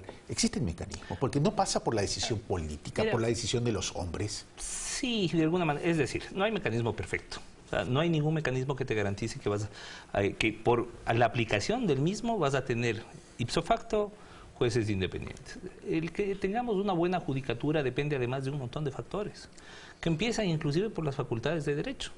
O sea, si no tienes buenas facultades de derecho, no puedes tener buenos jueces, pues. O sea, recordemos, nuestros jueces son un producto sociocultural. O sea, y te estamos yendo a la academia directamente. Claro, ahí. Sí, por supuesto. Si tú ya haces cuestionamientos. Ahí empieza, por supuesto, sin lugar a dudas. Sin lugar a dudas. Tenemos que empezar por las facultades de derecho del país. ¿Y qué es lo que está fallando ahí? Comencemos por el origen, entonces. Sí, a ver, yo no sé si este es el origen, pero sin duda es uno de los factores fundamentales. Tienes facultades de derecho, unas mejores, otras peores, pero en general bastante deficitarias, con una formación jurídica bastante deficitaria, en donde se ha privilegiado en muchos casos el aspecto político y no la academia, la investigación, y por supuesto los jueces que formas dentro de ese esquema, pues terminan saliendo con conocimientos también, digamos, escasos. Te planteo ahí dos temas, mi querido Ramiro, en términos de la formación académica, en lo jurídico. Una tiene que ver, ¿estamos formando solamente abogados para que vayan a litigar o hay alguna especialidad dentro de lo que es la administración de justicia? Y lo otro tiene que ver ¿estamos educando a nuestros abogados en un sistema judicial neoconstitucional que a partir de la Constitución de Montecristi se estableció en el Ecuador? Bueno, a ver, primero que no es que a partir de la Constitución de Montecristi tenemos un neoconstitucionalismo, empezando porque todavía no sabemos bien a qué llamamos neoconstitucionalismo. Es decir, de hecho, la Constitución anterior, ya en, digamos, año 1998, 1999, tenía muchos de los rasgos neoconstitucionales. Por ejemplo, el tener un órgano de control constitucional extrapoder, por decirte algo. Sería uno de los rasgos. Otro, el que concibas a la Constitución como un instrumento de directa aplicación y no que necesite una ley intermedia para llegar a la ciudadanía. Eso ya es un rasgo neoconstitucional y eso lo tenías en el año 1929. Que en Montecristi se produce una profundización, sí, sin lugar a dudas, de algunos de estos rasgos, pero no podemos decir que se inaugura el neoconstitucionalismo con Montecristi. Eso sería, sería metodológicamente. Pero se profundiza. Sí, sí, hay un punto de inflexión, digamos. Es un punto importante. Sí. Ahora, más allá de eso, la escuela judicial, que es la que debería, que es el órgano de formación continua y permanente del Consejo de la Judicatura, es la que nos debería garantizar que los jueces tengan una formación adecuada, postgradual, dirigida hacia su accionar, hacia su ámbito. Y la verdad, en eso han sido también totalmente deficitarios. Es decir, no solamente que vemos que hay una impregnación política y de corrupción en nuestra administración de justicia, porque no solamente ha habido una impregnación política a la hora de decidir quiénes van de jueces y quiénes no, bajo criterios netamente políticos e inclusive personales. Este es amigo del uno, este es primo del otro, este es compadre de nuestro amigo. Bueno, no. Aparte de eso, también tienes un componente de corrupción. ¿Por qué? Porque ya hemos visto, estos videos nos muestran algo que todos ya sabíamos, que funcionarios del Ejecutivo y desde la política podían incidir en el sentido de los fallos. Si a eso le añades una formación deficitaria por parte de los jueces, entonces tienes el caldo de cultivo adecuado como para tener la administración de justicia que tenemos, conceptualizada internacionalmente como la segunda peor de ese es el panorama, según tu criterio, ¿cómo blindarlo? A ver, porque aquí pasan por varios temas. Uno, el sistema de designación. Dos, el tema del blindaje de la autonomía. Tres, el sistema de oralidad está funcionando, el código de proceso está funcionando. Mira, ¿pueden ayudar a blindar la función? Ahí tienes algunos problemas. En la aplicación del COGEP tienes un montón de problemas, pero sobre todo tienes un problema gravísimo cuando la autoridad administrativo-disciplinaria se convierte en un brazo del poder político del Ejecutivo, del poder político gubernamental, como sucedió durante los 10 años, sobre todo los últimos 6 años del correísmo. Desde el famoso triunvirato, Consejo de la Judicatura de Transición, de 3, donde estaba el ingeniero Pablo Rodríguez, el abogado Yávar y la doctora Tania, no recuerdo el apellido, Tania Arias. Y luego este Consejo de la Judicatura, sin duda. Entonces, se han constituido, mira, o sea, al punto que el doctor Yal ni siquiera puede negar la impregnación política cuando dice que no es tan cierto que el presidente Correa manejaba la justicia. Por favor. Pero Ramiro, a ver, cuando hablamos de estas cosas, ¿no es un tema recurrente en la vida del Ecuador cuando decimos hoy la función judicial no es independiente, hoy la función judicial no es autónoma, y antes la partidocracia se repartía a los jueces? Sin duda, pero jamás hubo un control tan férreo y una dependencia, una uniformidad, una uniformación más que una uniformidad de los jueces en fila de uno detrás de una sola estructura política. Si jamás hubo esa autonomía y esa transparencia, ¿cómo blindar el problema es que hemos ido hacia peor, no hemos mejorado. Pero ¿cuál es el punto de inflexión para corregir entonces? Tienes varios puntos. Primero, cuando la autoridad administrativa se arroga la facultad de determinar el error inexcusable, es decir, se arroga la facultad de decidir cuándo un juez jurídicamente, dentro de sus decisiones judiciales, actúa adecuadamente o no, entonces ahí tienes una distorsión grave. Una cosa es que el Consejo de la Judicatura tenga la facultad de aplicar la sanción por error inexcusable, que eso nadie lo pone en tela de duda, pero el propio Código Orgánico de la Función Judicial establece como privativo de los jueces la función de determinar el error inexcusable. ¿Cuál sería tu planteamiento? No desaparecer el error inexcusable como una figura, sino más bien que la aplicación sea por la propia jurisdiccionalidad. Eso tiene que ser determinado judicialmente. Solo un juez puede, para eso existe el sistema recursal. Si tú y te digo, yo he sido juez de corte provincial, si tú como juez de corte provincial ves que el juez inferior se ha equivocado, pero bueno, es una equivocación normal, perfecto. Si ves que es una equivocación de bulto gravísima, pones en conocimiento de la autoridad administrativa disciplinaria y ahí, solo en ese momento, la autoridad administrativa disciplinaria puede aplicar la sanción. ¿Qué es lo que hizo el Consejo de la Judicatura actual? Se arrogó esa atribución y ellos, muchos de los cuales no han pisado un juzgado en su vida antes de ser vocales del Consejo de la Judicatura, deciden si el juez judicialmente actúa adecuadamente o no. Entonces, claro, esto distorsiona. ¿Y qué es lo que se logró con esto? Crear una estructura extorsiva de control disciplinario que ha hecho que los jueces, por terror, se vayan uniformando a la voluntad del Ahí poder. estás planteando una reforma. No me has planteado nada en relación a los procesos de designación. Los procesos, a ver, una cosa. En cuanto a procesos de designación, no existe ninguno perfecto. Pero mientras más objetivo sea, va a ser mejor. Si es que tú, por ejemplo... ¿Existe la objetividad? A ver, sí existe objetividad. ¿Tiene usted PhD o no tiene? Eso es objetivo. ¿Tiene usted maestría o no tiene? Eso es objetivo. ¿Cuántos artículos indexados tiene usted? Eso es objetivo, por ejemplo. Pero si a méritos le das 15%, al examen escrito 35%, y a la prueba oral o prueba práctica le das 50%, entonces estás dejando un margen de subjetividad enorme. Entonces, en la designación de jueces, el gran porcentaje debe referirse a méritos, a trayectoria, a formación, a títulos, a publicaciones, a producción académica. Porque ahí sí puedes evaluar objetivamente. O sea, no es lo mismo una persona que tenga 15 artículos indexados que una que no tenga ni uno o que tenga uno. Ahora, vamos al tema del sistema de oralidad y el código de proceso. El sistema de oralidad, fundamentalmente, contribuye a procesos de transparencia dentro de la función judicial, dentro de las causas que se manejan, considerando pues que ya no es el escrito que entre gallos y medianoche se lo introduce. Mira, esa es una tendencia mundial. Es decir, no es que nosotros nos estamos inventando. Yo no hablo de tendencia, hablo si contribuye. Sí. A ver, ayuda a la celeridad, sin duda. Ayuda a una justicia más rápida y eficiente y más barata, que un poco se está buscando eso también, sin duda. De alguna manera se acopla mejor a las estructuras tecnológicas actuales.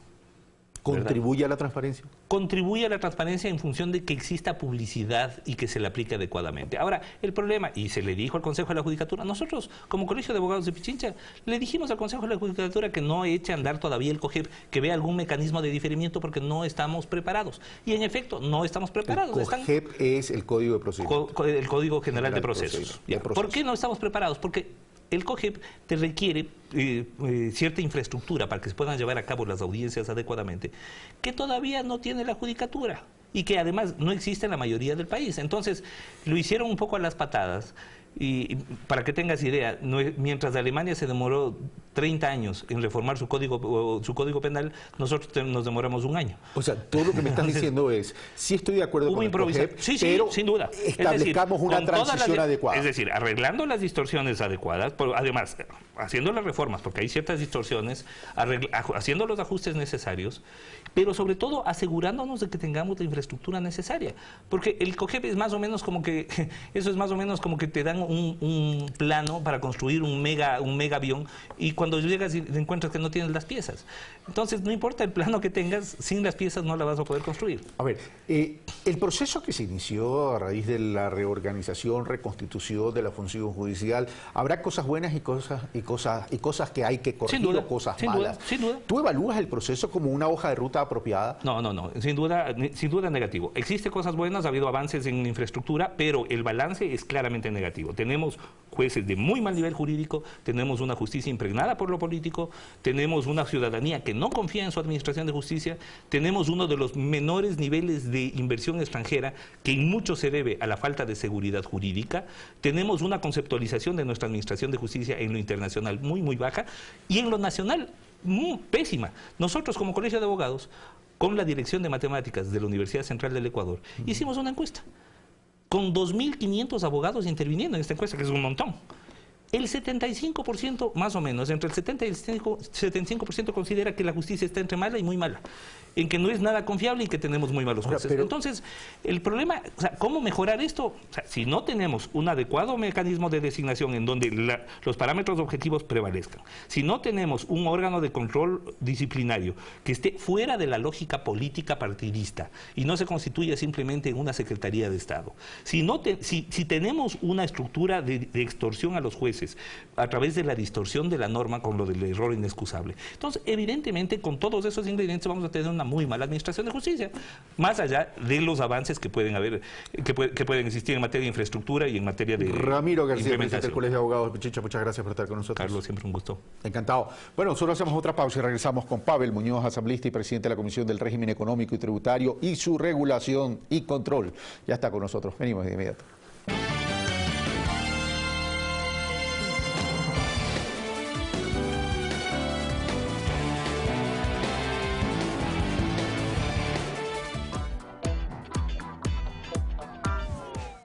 Los hechos de mayor impacto son analizados de forma inmediata, desde una perspectiva crítica, profunda e informativa, en Análisis Urgente. Todos los domingos a las 21 horas, por Ecuador TV.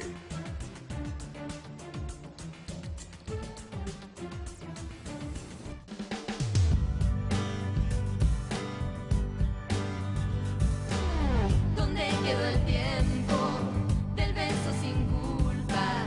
Y cuando mis ojos pusieron excusas,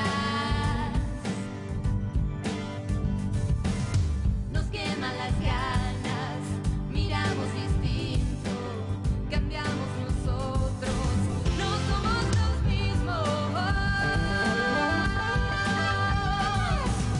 Es hoy cuando estalla la ley de la trampa, cuando el beso es sexo y desear es llamar. Estamos distintos, demonios que avanzan.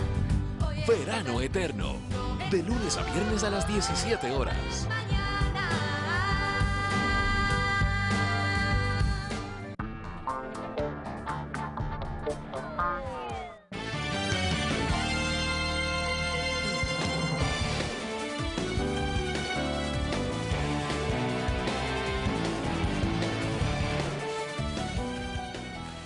Pavel Muñoz, asambleísta y presidente de la Comisión del Régimen Económico y Tributario, se encuentra con nosotros. Pavel, qué gusto tenerte acá en los estudios de Ecuador TV y de Noticias 7. Se habla mucho de la consulta popular, no se habla de las preguntas, pero el presidente ya más o menos dio algunas pautas. Me refiero al presidente de la República. Habló del equilibrio de las funciones y habló de la transparencia en los procesos de designación. Mucho se rumora sobre el tema de la reelección indefinida. Se habla de la debilidad institucional del Ecuador, sobre todo en aquellos organismos de control. ¿Cuál va a ser la posición del bloque de Alianza País, considerando que tú eres un actor importante dentro del bloque y dentro del movimiento Alianza País, en relación a estos puntos que plantea el propio presidente y que es el presidente del movimiento Alianza País? Carlos, buenos días, un gusto como siempre, a la ciudadanía un gusto también. Nuestra respuesta sobre la consulta se divide en tres elementos. Primero, el concepto de la consulta, luego las preguntas y después el tiempo de oportunidad. Respecto al concepto, es evidente que nosotros siempre vamos a estar con mecanismos que permitan profundizar la democracia. Todos los mecanismos que se llaman instituyentes o constituyentes son importantes. Los referéndums, las consultas populares, la propia Asamblea Nacional Constituyente. Venimos de ahí, creemos en eso, entonces respecto al concepto, todo el apoyo. El tema es las preguntas, Carlos, y sobre las preguntas me parece que nosotros lo que planteamos es un matiz para poder analizar qué se debe preguntar. Número uno, aquello con lo que no estamos de acuerdo. No estaríamos de acuerdo con una consulta que sea regresiva en derechos. Cualquiera de los que está previsto en la Constitución. No estamos de acuerdo, no estaríamos de acuerdo con alguna consulta que tenga como intención desinstitucionalizar el Estado o incorporar la agenda de la derecha. No digo que esas sean las pretensiones del presidente de la República, pero sí está claro que los sectores que ven en la consulta una oportunidad apuestan a eso. Por otro lado, también creo que hay que preguntarse, Carlos, qué tipo de reformas buscarían hacerse, que bien podrían hacerse en el canal institucional de la Asamblea Nacional. Por poner un ejemplo. ¿Se quiere fortalecer el tema de la Contraloría? Totalmente de acuerdo. Queremos fortalecer el Consejo de Participación porque yo creo que en esto hay que distinguir entre el concepto y su funcionamiento. Si el Consejo de Participación como concepto está bien porque permite que la gente sea vedora de la designación del Contralor, por ejemplo, pero su funcionamiento está mal, cambiemos del funcionamiento. ¿Cómo hacemos ese cambio de funcionamiento? ¿En la ley o en una consulta? Si al final, después de una consulta, va a terminar en la Asamblea Nacional para una modificatoria de la ley. Otro ejemplo, lo que hoy son reglamentos para la definición del fiscal, para la definición de los consejos, de los vocales del Consejo Nacional Electoral o lo que fuera, ¿por qué no pueden ser tratados en una ley? Así que desde esta perspectiva, Carlos, creo que hay muchos temas que bien podrían ser canalizados a través de reformas legales, el propio tema de la ley de comunicación en el ámbito de la Asamblea Nacional, con lo cual nos quedamos con la tercera pregunta. ¿Es este el mejor momento para una consulta? Y es de esto lo que queremos conversar con el presidente. Vamos quieren conversar con el presidente, es decir, ¿no han tenido una conversación puntual con el presidente relacionada a lo que me estás diciendo? Sobre esto no, digamos, el bloque está preparando incluso un documento que tenga dos expectativas, organizar nuestra agenda hasta diciembre, tener algunos puntos de este tema con el diálogo con el presidente. Vamos a lo siguiente, tú me hablas de regresión, que no estarían de acuerdo con temas que impliquen regresión de derechos. La Constitución, que es reconocida por muchos en términos de que es una de las mejores constituciones en términos de principios y derechos, fue aprobada por el propio pueblo ecuatoriano, y tú coincidirás conmigo que el pueblo ecuatoriano es el soberano, es el mandante. Entonces, ¿por qué no hacer que sea el propio pueblo ecuatoriano el que evalúe, analice y establezca si son derechos realmente bien estructurados, bien planteados o no? Sí, totalmente de acuerdo. Por eso es que la discusión tiene que venir ya por el lado de las preguntas. En ese sentido, yo creo, Carlos, que si uno monitorea lo que ha sido la discusión la última semana, sobre todo los últimos 15 días, se ha instalado y se discute mucho el tema de la consulta, pero muy poco el tema de las preguntas. Y una cosa que sí nosotros debemos estar como sociedad, me refiero, atento, es que no termine siendo entonces la consulta ese cajón desastre donde metemos todo. Ya todo gremio quiere tener una pregunta, ya todo gremio, toda organización con absoluto y legítimo derecho quiere preguntar tal o cual cosa. Y me parece que en ese sentido tal vez no estamos para ese momento. Creo incluso, Carlos, que en este momento, cuando el presidente advierte en su equipo de gobierno unos números de popularidad, es bueno que se concentre, que nos concentremos, digo, como clase política, en atender a partir de esos números las necesidades concretas de la gente. Me parece haberte escuchado en un comentario la semana anterior, con el cual yo estoy totalmente de acuerdo. Espero que haya sido tú, si no estaría de acuerdo con otra persona. El hecho de decir que es necesario que atendamos las necesidades de la gente, trabajo, producción, economía. Carlos, cada día que seguimos hablando, si la política es una cancha de fútbol, estamos jugando en las dos esquinas. ¿No es cierto? Solo corrupción, todo es corrupción, y el tema de la consulta popular. Y el medio campo y el área chica, y digamos, y las otras dos esquinas, y el tema del trabajo, la producción, la economía. Bueno, me alegro acordar contigo en ese sentido. Un coidiario tuyo me dijo que parecería que yo dicto misa, con lo cual me sentiría muy orgulloso, por cierto. Pero vamos al tema. Tú me hablas que no estarías de acuerdo con institucionalizar el Estado, pero el Consejo de Participación Ciudadana está siendo muy crítico. La gente no está hablando, las personas no están hablando de eliminar la función, sino de repensar el Consejo de Participación Ciudadana. ¿A ti te satisface lo actuado por el Consejo de Participación Ciudadana? En lo absoluto me satisface, y creo que hay que rever, creo que hay que repensar, creo que hay que fortalecer.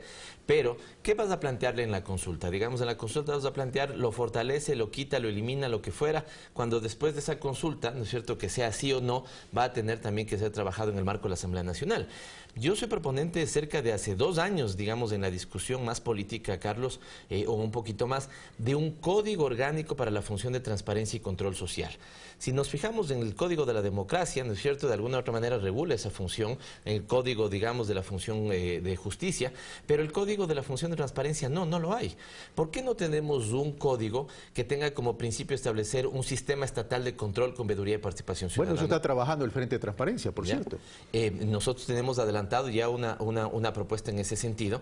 ¿Por qué de ahí entonces no codificar la ley de la Contraloría, la ley de las superintendencias, el capítulo de la Defensoría del Pueblo, el capítulo del Consejo de Participación Ciudadana, modificar lo que hoy el Consejo de Participación Ciudadana hace vía reglamentaria, elevarlo a ley? El doctor Javier Zavala Egas está trabajando como representante y delegado del Frente en este tema que tú estás mencionando, la necesidad de establecer y fortalecer los procesos de transparencia y los sistemas de control. Es evidente que hay muchas debilidades. Una de las debilidades es que la función existe, pero la institucionalidad no existe porque exista en la letra, sino porque exista un verdadero modelo de gestión, una verdadera articulación y por personas que vayan a ocupar esos cargos que cumplan los perfiles de honestidad, de capacidad, de gestión, de experiencia, etcétera, etcétera. El problema no ha sido de pronto también esos procesos de designación, que se ha colocado personas que no cumplen con esos perfiles. Lo divido en dos. La primera parte totalmente de acuerdo, y creo que eso no lo soluciona una consulta, porque frente a una consulta, digamos, vas a decir sí o no, con lo cual todo eso, el sistema de gestión, digamos, mecanismos más adecuados, una estructuración del sistema, porque esto tiene que funcionar como un sistema. Qué bueno que estén trabajando eso, nos interesaría conversar muchísimo. Nosotros empezamos en la Asamblea Nacional ya a plantear ese tema. Hay algunas reformas institucionales que pueden hacerse multipartidariamente en el ámbito de la Asamblea. De ahí me parece, Carlos, que incluso incorporada la variable económica, no sé en cuánto estará en este momento una consulta, 50 millones o un poco más. La gran pregunta es si hacerlo en este momento, y eso queremos conversar con el presidente, porque sí, fíjate, está trabajando un órgano, ¿no es cierto?, digamos, un grupo sobre este tema. Estamos trabajando en la Asamblea. Creo que eso es lo fundamental. ¿Cómo generamos entonces ese sistema de control que se armonice en las distintas funciones a partir de lo que dice la Constitución y está previsto ya en el ordenamiento institucional? Y vamos, ¿no es cierto?, en procura de ello. Cambio incluso el eje de reflexión. si yo estuviera, digamos, en el papel de asesorar al presidente como políticamente, ¿por qué implementar la consulta ahora cuando tus números te dicen, independientemente sea 70, 80, implementas ahora cuando te vas a jugar 5 puntos más de aceptación sobre esto? ¿Se dará que no confía en los 74 votos de Alianza País en la Asamblea Nacional Legislativa? Bueno, debería confiar porque somos su fuerza política. Pero es que los mensajes de ustedes tampoco han sido muy halagadores, que digamos. Y creo que los del presidente tampoco. Entonces ahí estamos lastimosamente empates. Por eso es que nosotros lo que nos interesa es conversar con el presidente y decir, a ver, presidente, establezcamos un mejor cauce de las relaciones de ejecutivo-legislativo. ¿Con qué? Con una agenda legislativa de aquí hasta diciembre, porque me quedaba con un tema pendiente.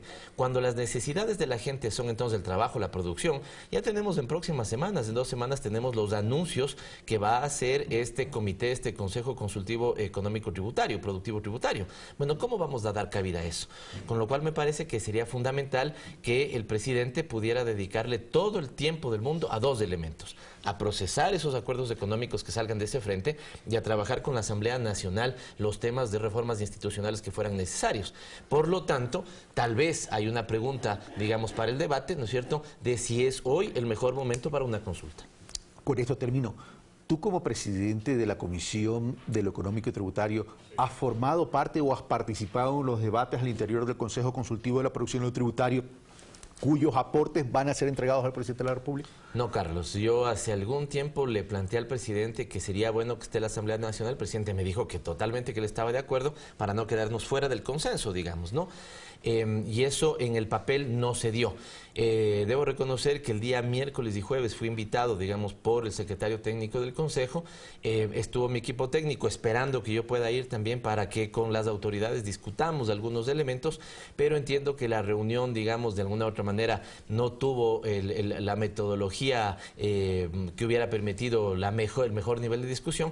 Entonces no estuvimos en el inicio, que creo que formalmente debíamos haber estado, porque si no quedas entre acordaste ejecutivo con el sector privado, pero muchos tienen que ser canalizados en la Asamblea y no está en la mesa de diálogo.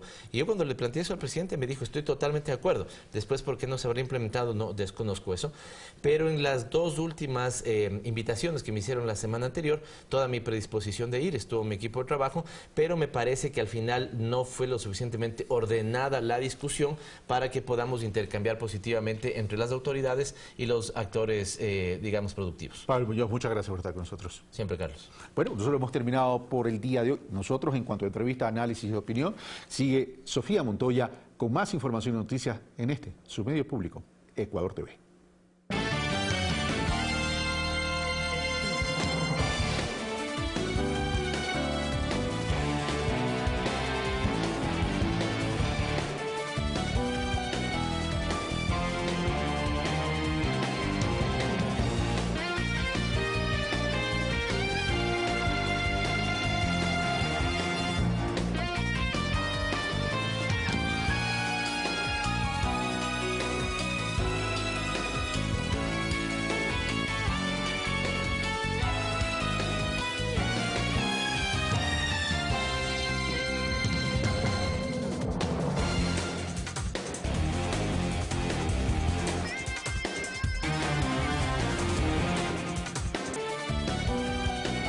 Estamos ya con ustedes nuevamente con un segundo bloque de Noticias 7. Vamos a revisar temas destacados. Este lunes, el presidente Lenín Moreno viajará a Nueva York. Entre sus actividades está la participación en el periodo de sesiones número 72 de la ONU. Además, tendrá un encuentro con migrantes ecuatorianos.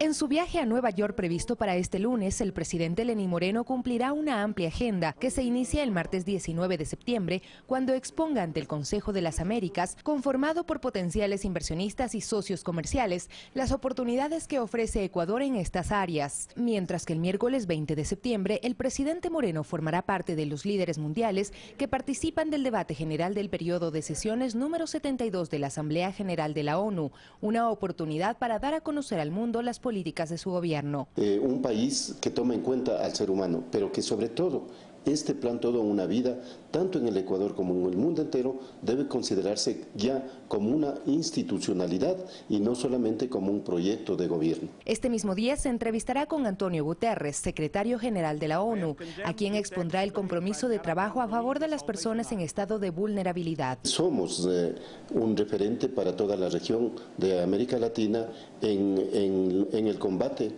a la discriminación, para reducir las brechas entre la sociedad y las personas con discapacidad. A propósito del encuentro, el secretario general llamó a trabajar por una paz sostenible, la respuesta a la crisis migratoria y el cumplimiento de la Agenda 2030, así como la promoción de los derechos humanos y la igualdad.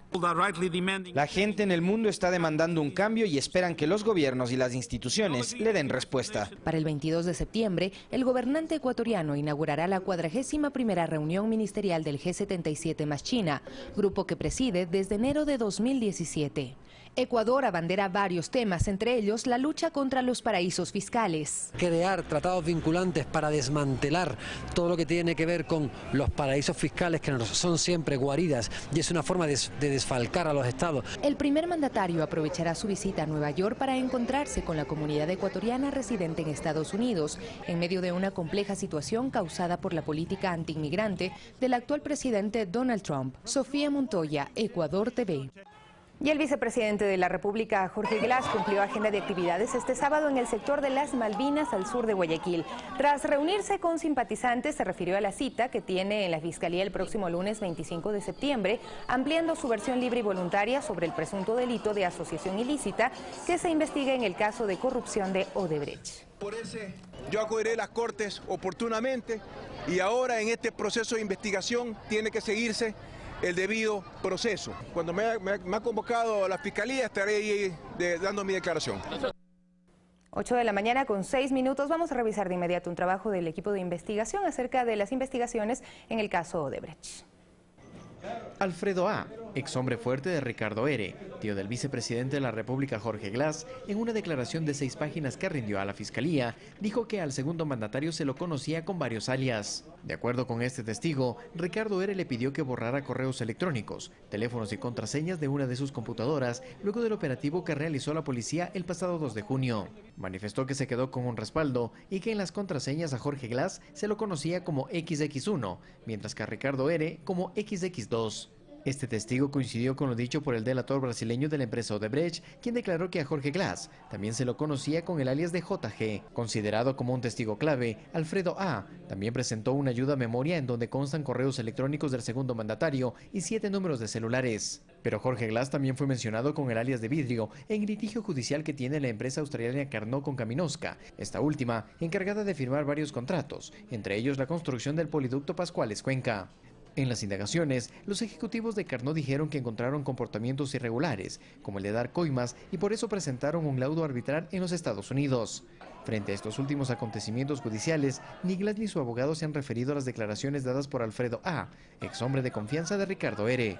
En un comunicado en su cuenta de Twitter publicado con fecha 15 de septiembre, el segundo mandatario dice ser víctima de un linchamiento mediático, tanto de actores políticos como de medios de comunicación. Advierto con esto que estas acciones interesadas buscan generar presión en las autoridades judiciales, llegando incluso a interferir con el debido proceso, garantizado por la Constitución y los tratados internacionales de derechos humanos, por lo que me reservo el derecho de seguir todas las acciones legales que sean pertinentes. Sobre la participación de su tío, Jorge Glass dice: el señor Rivera nunca ha actuado ni participado en procesos inherentes al ámbito de mis obligaciones como funcionario público. Tampoco he autorizado ni consentido que sea destinatario de información alguna, ni portador de vocerías o encargos de negociación en mi nombre, ya sea dentro o fuera del país.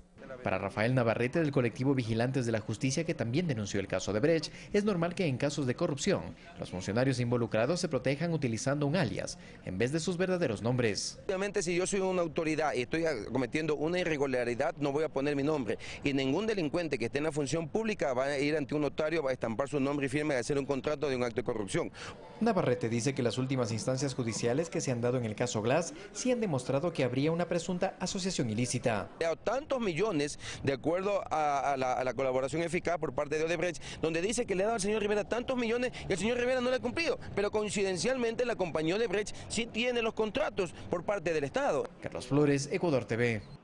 Y en otro tema, el Frente de Mujeres Bolivarianas Alfaristas participaron en Guayaquil de un encuentro para analizar la problemática sobre la violencia de género y qué acciones de prevención y control se pueden ejecutar desde los hogares, lugares de trabajo y centros de estudio. En la jornada también se socializó la propuesta de ley promovida por el presidente de la República, Lenín Moreno, para erradicar la violencia de género.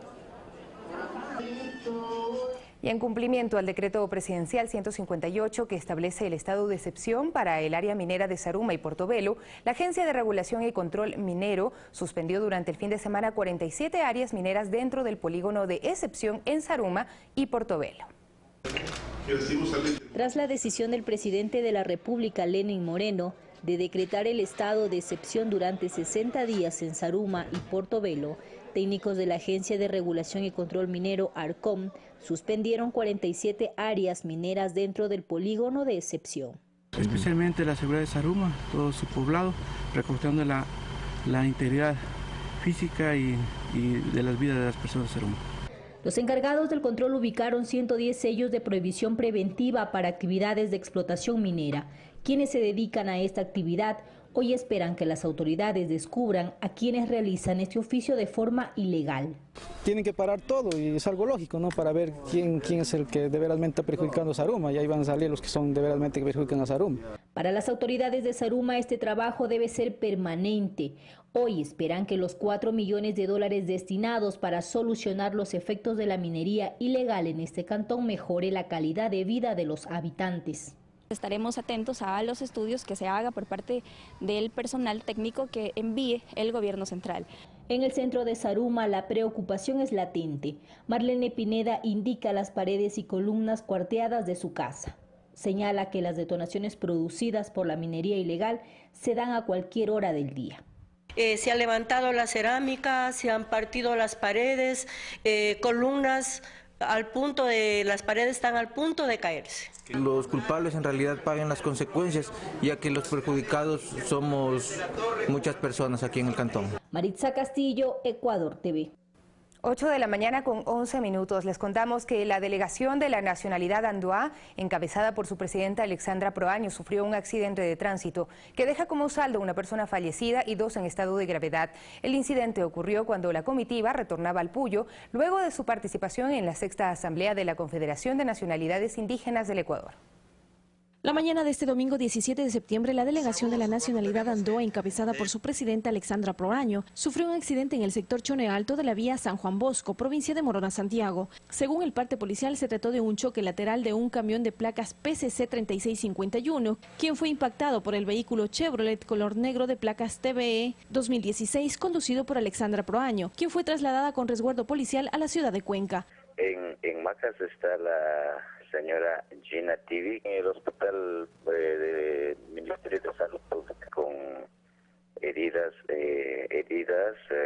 golpes, heridas graves, y en la ciudad de Cuenca está la compañera Alexandra Proaño.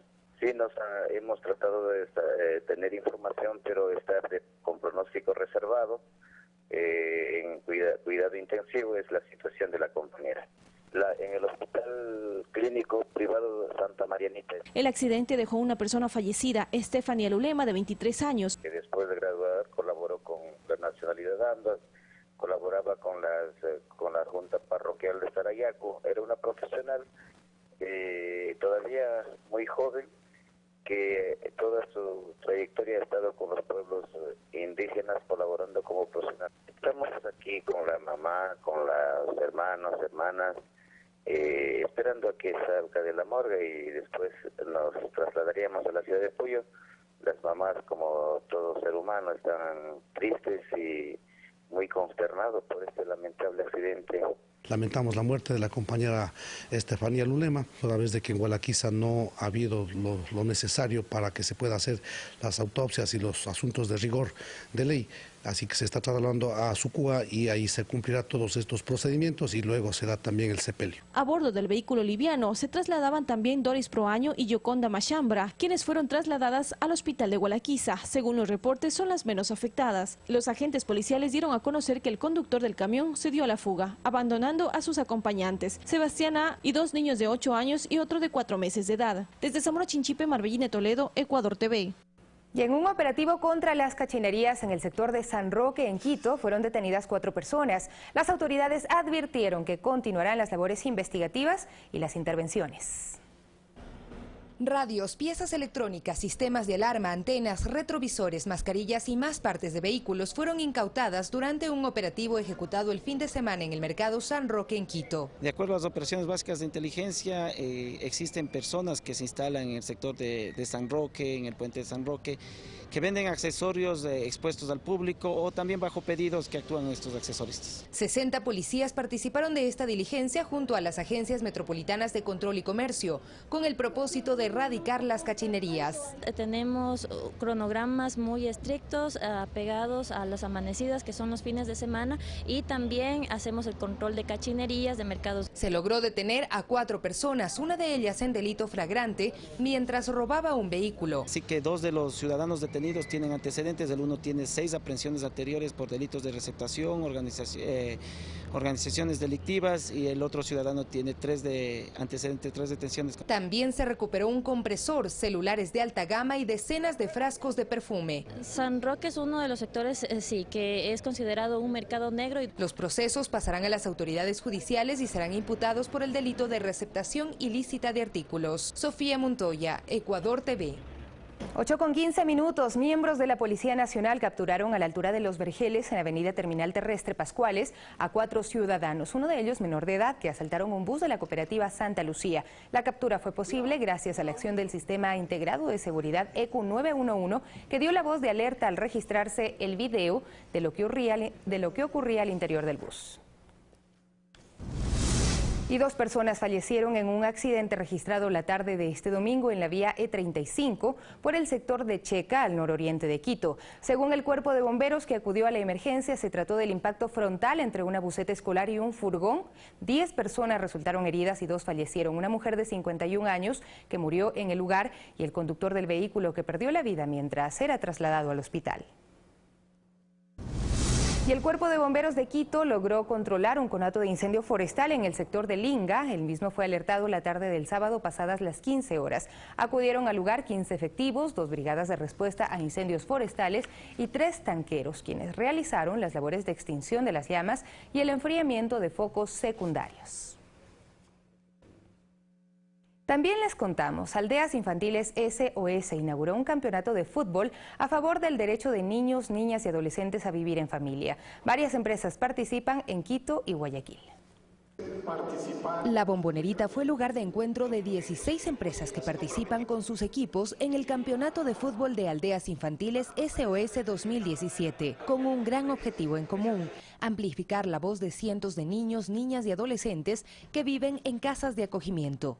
Para los niños queremos que tengan su bienestar, que lleguen a tener una familia organizada que les reciba y que puedan completar sus estudios. Esta iniciativa se enmarca en la campaña Quiero vivir con mi familia, que por medio de peluches revela las historias de los infantes que han sido separados de sus padres o madres por ser vulnerables a maltrato, abuso u otras circunstancias. Que Juan Danilo aprendió a leer, pero le hace falta una mamá que le escuche. Que Darío se vistió de Rey Mago en Navidad, pero no hubo un papá que lo mirara en el evento escolar. Ellos nos cuentan la tristeza y el dolor que llevan los niños cuando no están cerca de sus casas. Según Verónica Proaño, asesora nacional de recaudación de fondos, es necesario que se hable de lo que sienten estos niños y niñas y se genere conciencia. Queremos aminorar los niveles de índice de violencia que hay contra la niñez y adolescencia en el país. Por eso esta competencia futbolística, que implica también el involucramiento de empresas que están dispuestas a ser socialmente responsables. Tal vez una campaña de perfil bajo, pero muy importante, porque realmente llegamos a la niñez. Gracias al apoyo de las empresas amigas clínicas SOS nuestros niños pueden tener acceso a lo que es terapias psicológicas, desarrollo integral, educación, salud, alimentación. El campeonato de fútbol también se inaugurará en Guayaquil el próximo 21 de octubre. Si desea formar parte, no dude en contactar con Aldeas Infantiles SOS. Sofía Montoya, Ecuador TV. Y estudiantes del ciclo Costa están de vacaciones durante una semana. Los parques acuáticos se convierten en una buena opción de entrenamiento familiar y entretenimiento que usted puede tomar en cuenta si aún no tiene planes y no piensa salir de la ciudad de Guayaquil.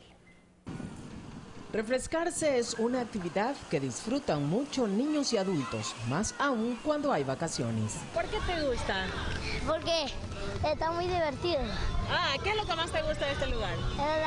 Pero mírame, pues, mírame. El agua. Vengan, porque es muy divertido y tiene mucha agua para divertir. Y si viene un amigo, puede jugar. Los parques acuáticos municipales en Guayaquil se han convertido en una opción que los padres de familia recomiendan para los días de descanso de niños y adolescentes, pues están ubicados en todos los sectores del puerto principal. Haría un llamado a los papitos del sector y a los que viven cerca para que vengan a divertirse con sus niños un rato ameno. No estén aburridos en la casa, inclusive ya le tengo compartido el horario a él, mañana que estudie y en la tarde que ya venga y se quede aquí. Les recomiendo que vengan para que se distraigan por lo menos. Para Daniela Fariño, de 10 años, no hay nada mejor que recrearse al aire libre, dejando de lado la tecnología, y emite un mensaje válido de considerar. Que no jueguen mucha en la tablet, ni en el televisor, ni en el teléfono, y que vengan a divertirse. Son cerca de 10 parques acuáticos municipales en Guayaquil y la entrada es gratuita. Guadalupe Ayoví, Ecuador TV. Mientras representantes de UNESCO y el municipio de Quito constataron los avances en la restauración del convento de San Francisco, 3 puntos de trabajo se desarrollan desde junio en este lugar patrimonial de la capital.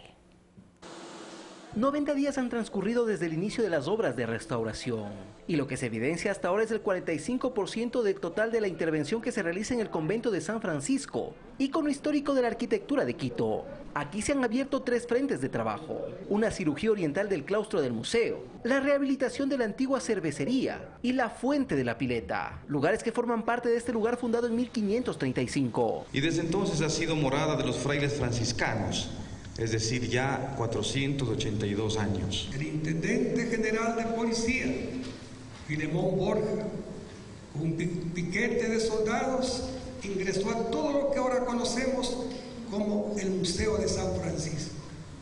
Desalojó a los frailes y vivieron por muchos años los militares. La inversión en estas adecuaciones es de $266.000. 35 trabajadores y 10 técnicos están encargados de las labores. El objetivo es habilitar estos espacios, que en el caso de la cervecería tendrá 3 salas de exhibición. Que se destinarán al funcionamiento de un museo sobre la producción artesanal de la cerveza franciscana, un espacio de degustación y un área de venta de productos y recuerdos del convento. Diciembre es la fecha donde se espera tener completa la restauración de al menos las 2 primeras áreas. Alex Llanos, Ecuador TV. Y la comunidad chilena y la mexicana conmemoraron durante el fin de semana sus fiestas patrias. No faltó la comida y el baile como expresiones representativas de su cultura.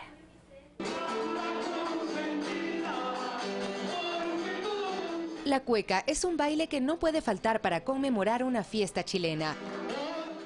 Perseguir a la mujer, de coquetearle y seguirle el baile y un poco arrinconarla, ¿no?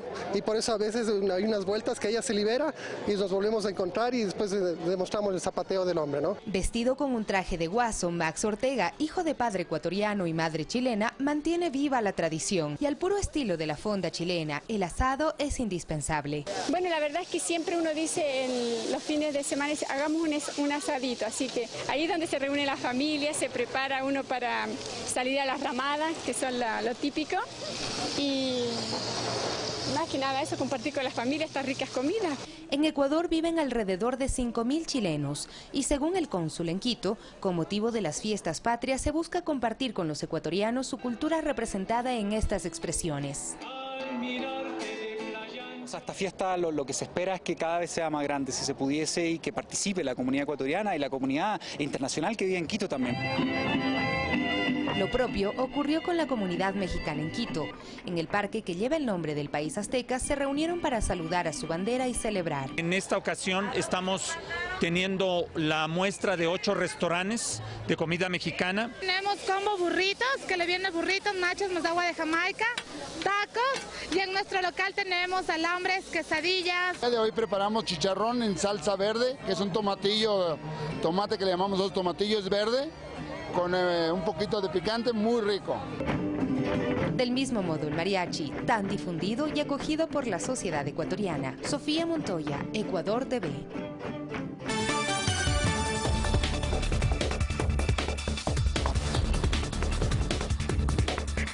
La información del mundo. El secretario de Estado de Estados Unidos, Rex Tillerson, anunció que su gobierno analiza la posibilidad de cerrar su embajada instalada en La Habana, Cuba. Según explicaron voceros de la Casa Blanca, al momento 21 miembros de la representación diplomática en la isla han sido afectados por síntomas como náuseas, mareos y pérdida de la capacidad auditiva.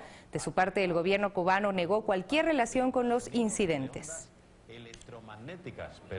Y más de 700 de los 948 alcaldes de Cataluña se reunieron en el Palacio Presidencial Regional de Barcelona el sábado para expresar su apoyo al referéndum de autodeterminación para esta región de España. Las tensiones políticas en el país ibérico están aumentando a medida que se aproxima la fecha de votación propuesta para el 1 de octubre. De su parte, el presidente Mariano Rajoy expresó nuevamente su rechazo al plebiscito e hizo advertencias. Para la recuperación económica en España.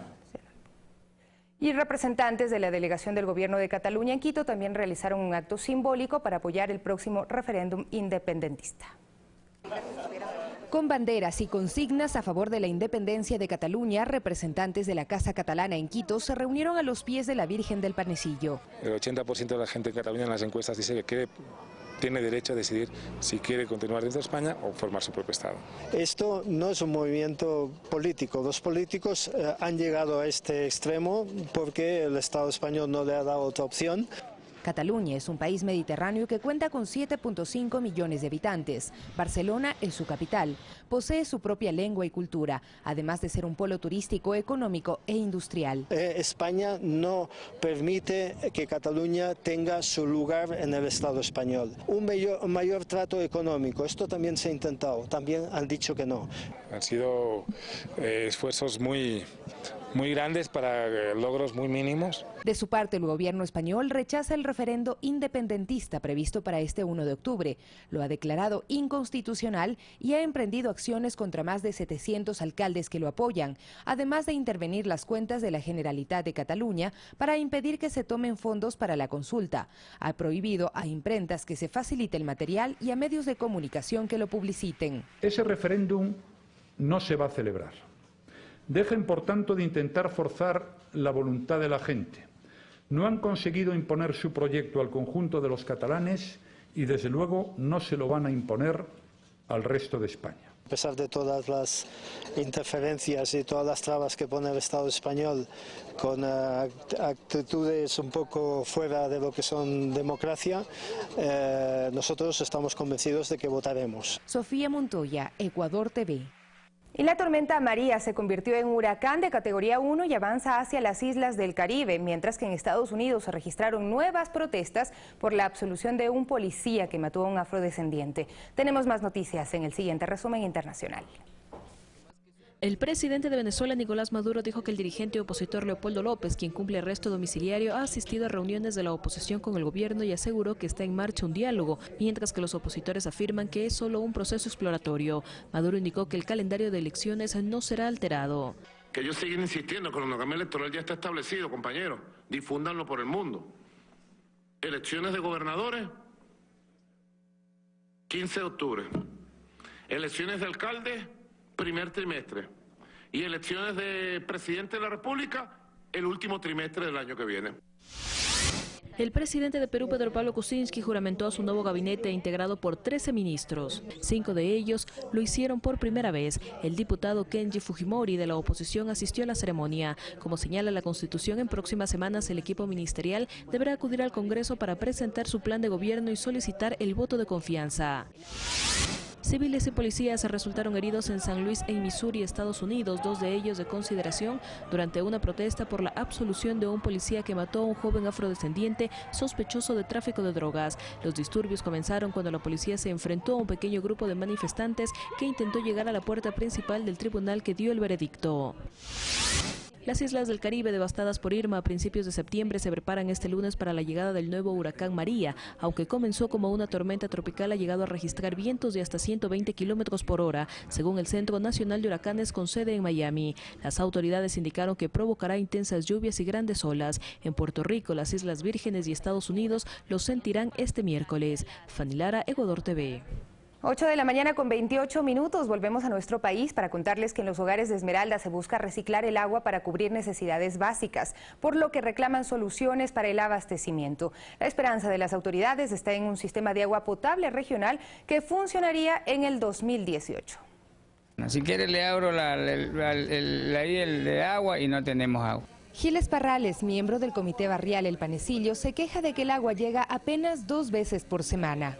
Ya hace muchos años de que siempre estamos así. Asegura que hace 3 meses hicieron trabajos, pero estos no han solucionado nada. De todos modos, la comunidad tiene que buscar la forma de arreglárselas. Mire, mucha gente se ha visto en la obligación de hacer los aljibes. Nosotros aquí, yo en mi domicilio no tengo aljibe, pero tenemos los tanques y eso también es otra situación que cría los mosquitos igual. Lo mismo dice Sandra Carabalí, ama de casa, mientras nos muestra los recipientes en los que logra captar el agua que administrará cautelosamente durante la semana. Tenemos poquito, así como ve, poquito tacho, y lo que hacemos guardar es para cocinar, porque ni para verse ni para bañarnos, tenemos que asearnos con un tachito pequeñito. Afirma que a veces vienen tanqueros, pero denuncia que el agua no es para todos. Aquí no nos mandan un tanquero, y si mandan un tanquero es para los amigos, solo los amigos, para nadie más. Y si no, lo que hacen es vender el agua. Según el gobernador de Esmeraldas, Pablo Antonio Adati, este es un problema crónico que se intenta solucionar con un sistema de agua potable regional que estaría listo en 2018. Es un proyecto grande que el gobierno anterior lo contrató y que se está llevando a cabo por 3 empresas que están haciendo su trabajo y que estamos haciendo un seguimiento de avance de obra. Posiblemente en unos 6 meses se comenzarán a hacer ya las primeras pruebas. Por ahora funciona la planta antigua, en la cual se ha detectado falta de mantenimiento. Por eso es que el sedimento, las basuras propias que lleva el río han causado estragos dentro de las bombas y eso ha originado pues el daño de las bombas sistemáticamente y por ende pues la paralización de la planta. La ciudadanía, por su parte, exige soluciones inmediatas, pues sin agua se afecta también el turismo, principal fuente de ingresos de la provincia. Sofía Montoya, Ecuador TV. 8 con 30 minutos, ya es momento de despedirnos. A ustedes muchísimas gracias por su atención en este lunes, inicio de semana. Les deseamos todo lo mejor. Recuerden la siguiente emisión a las 13 horas con 45 minutos. Hasta pronto.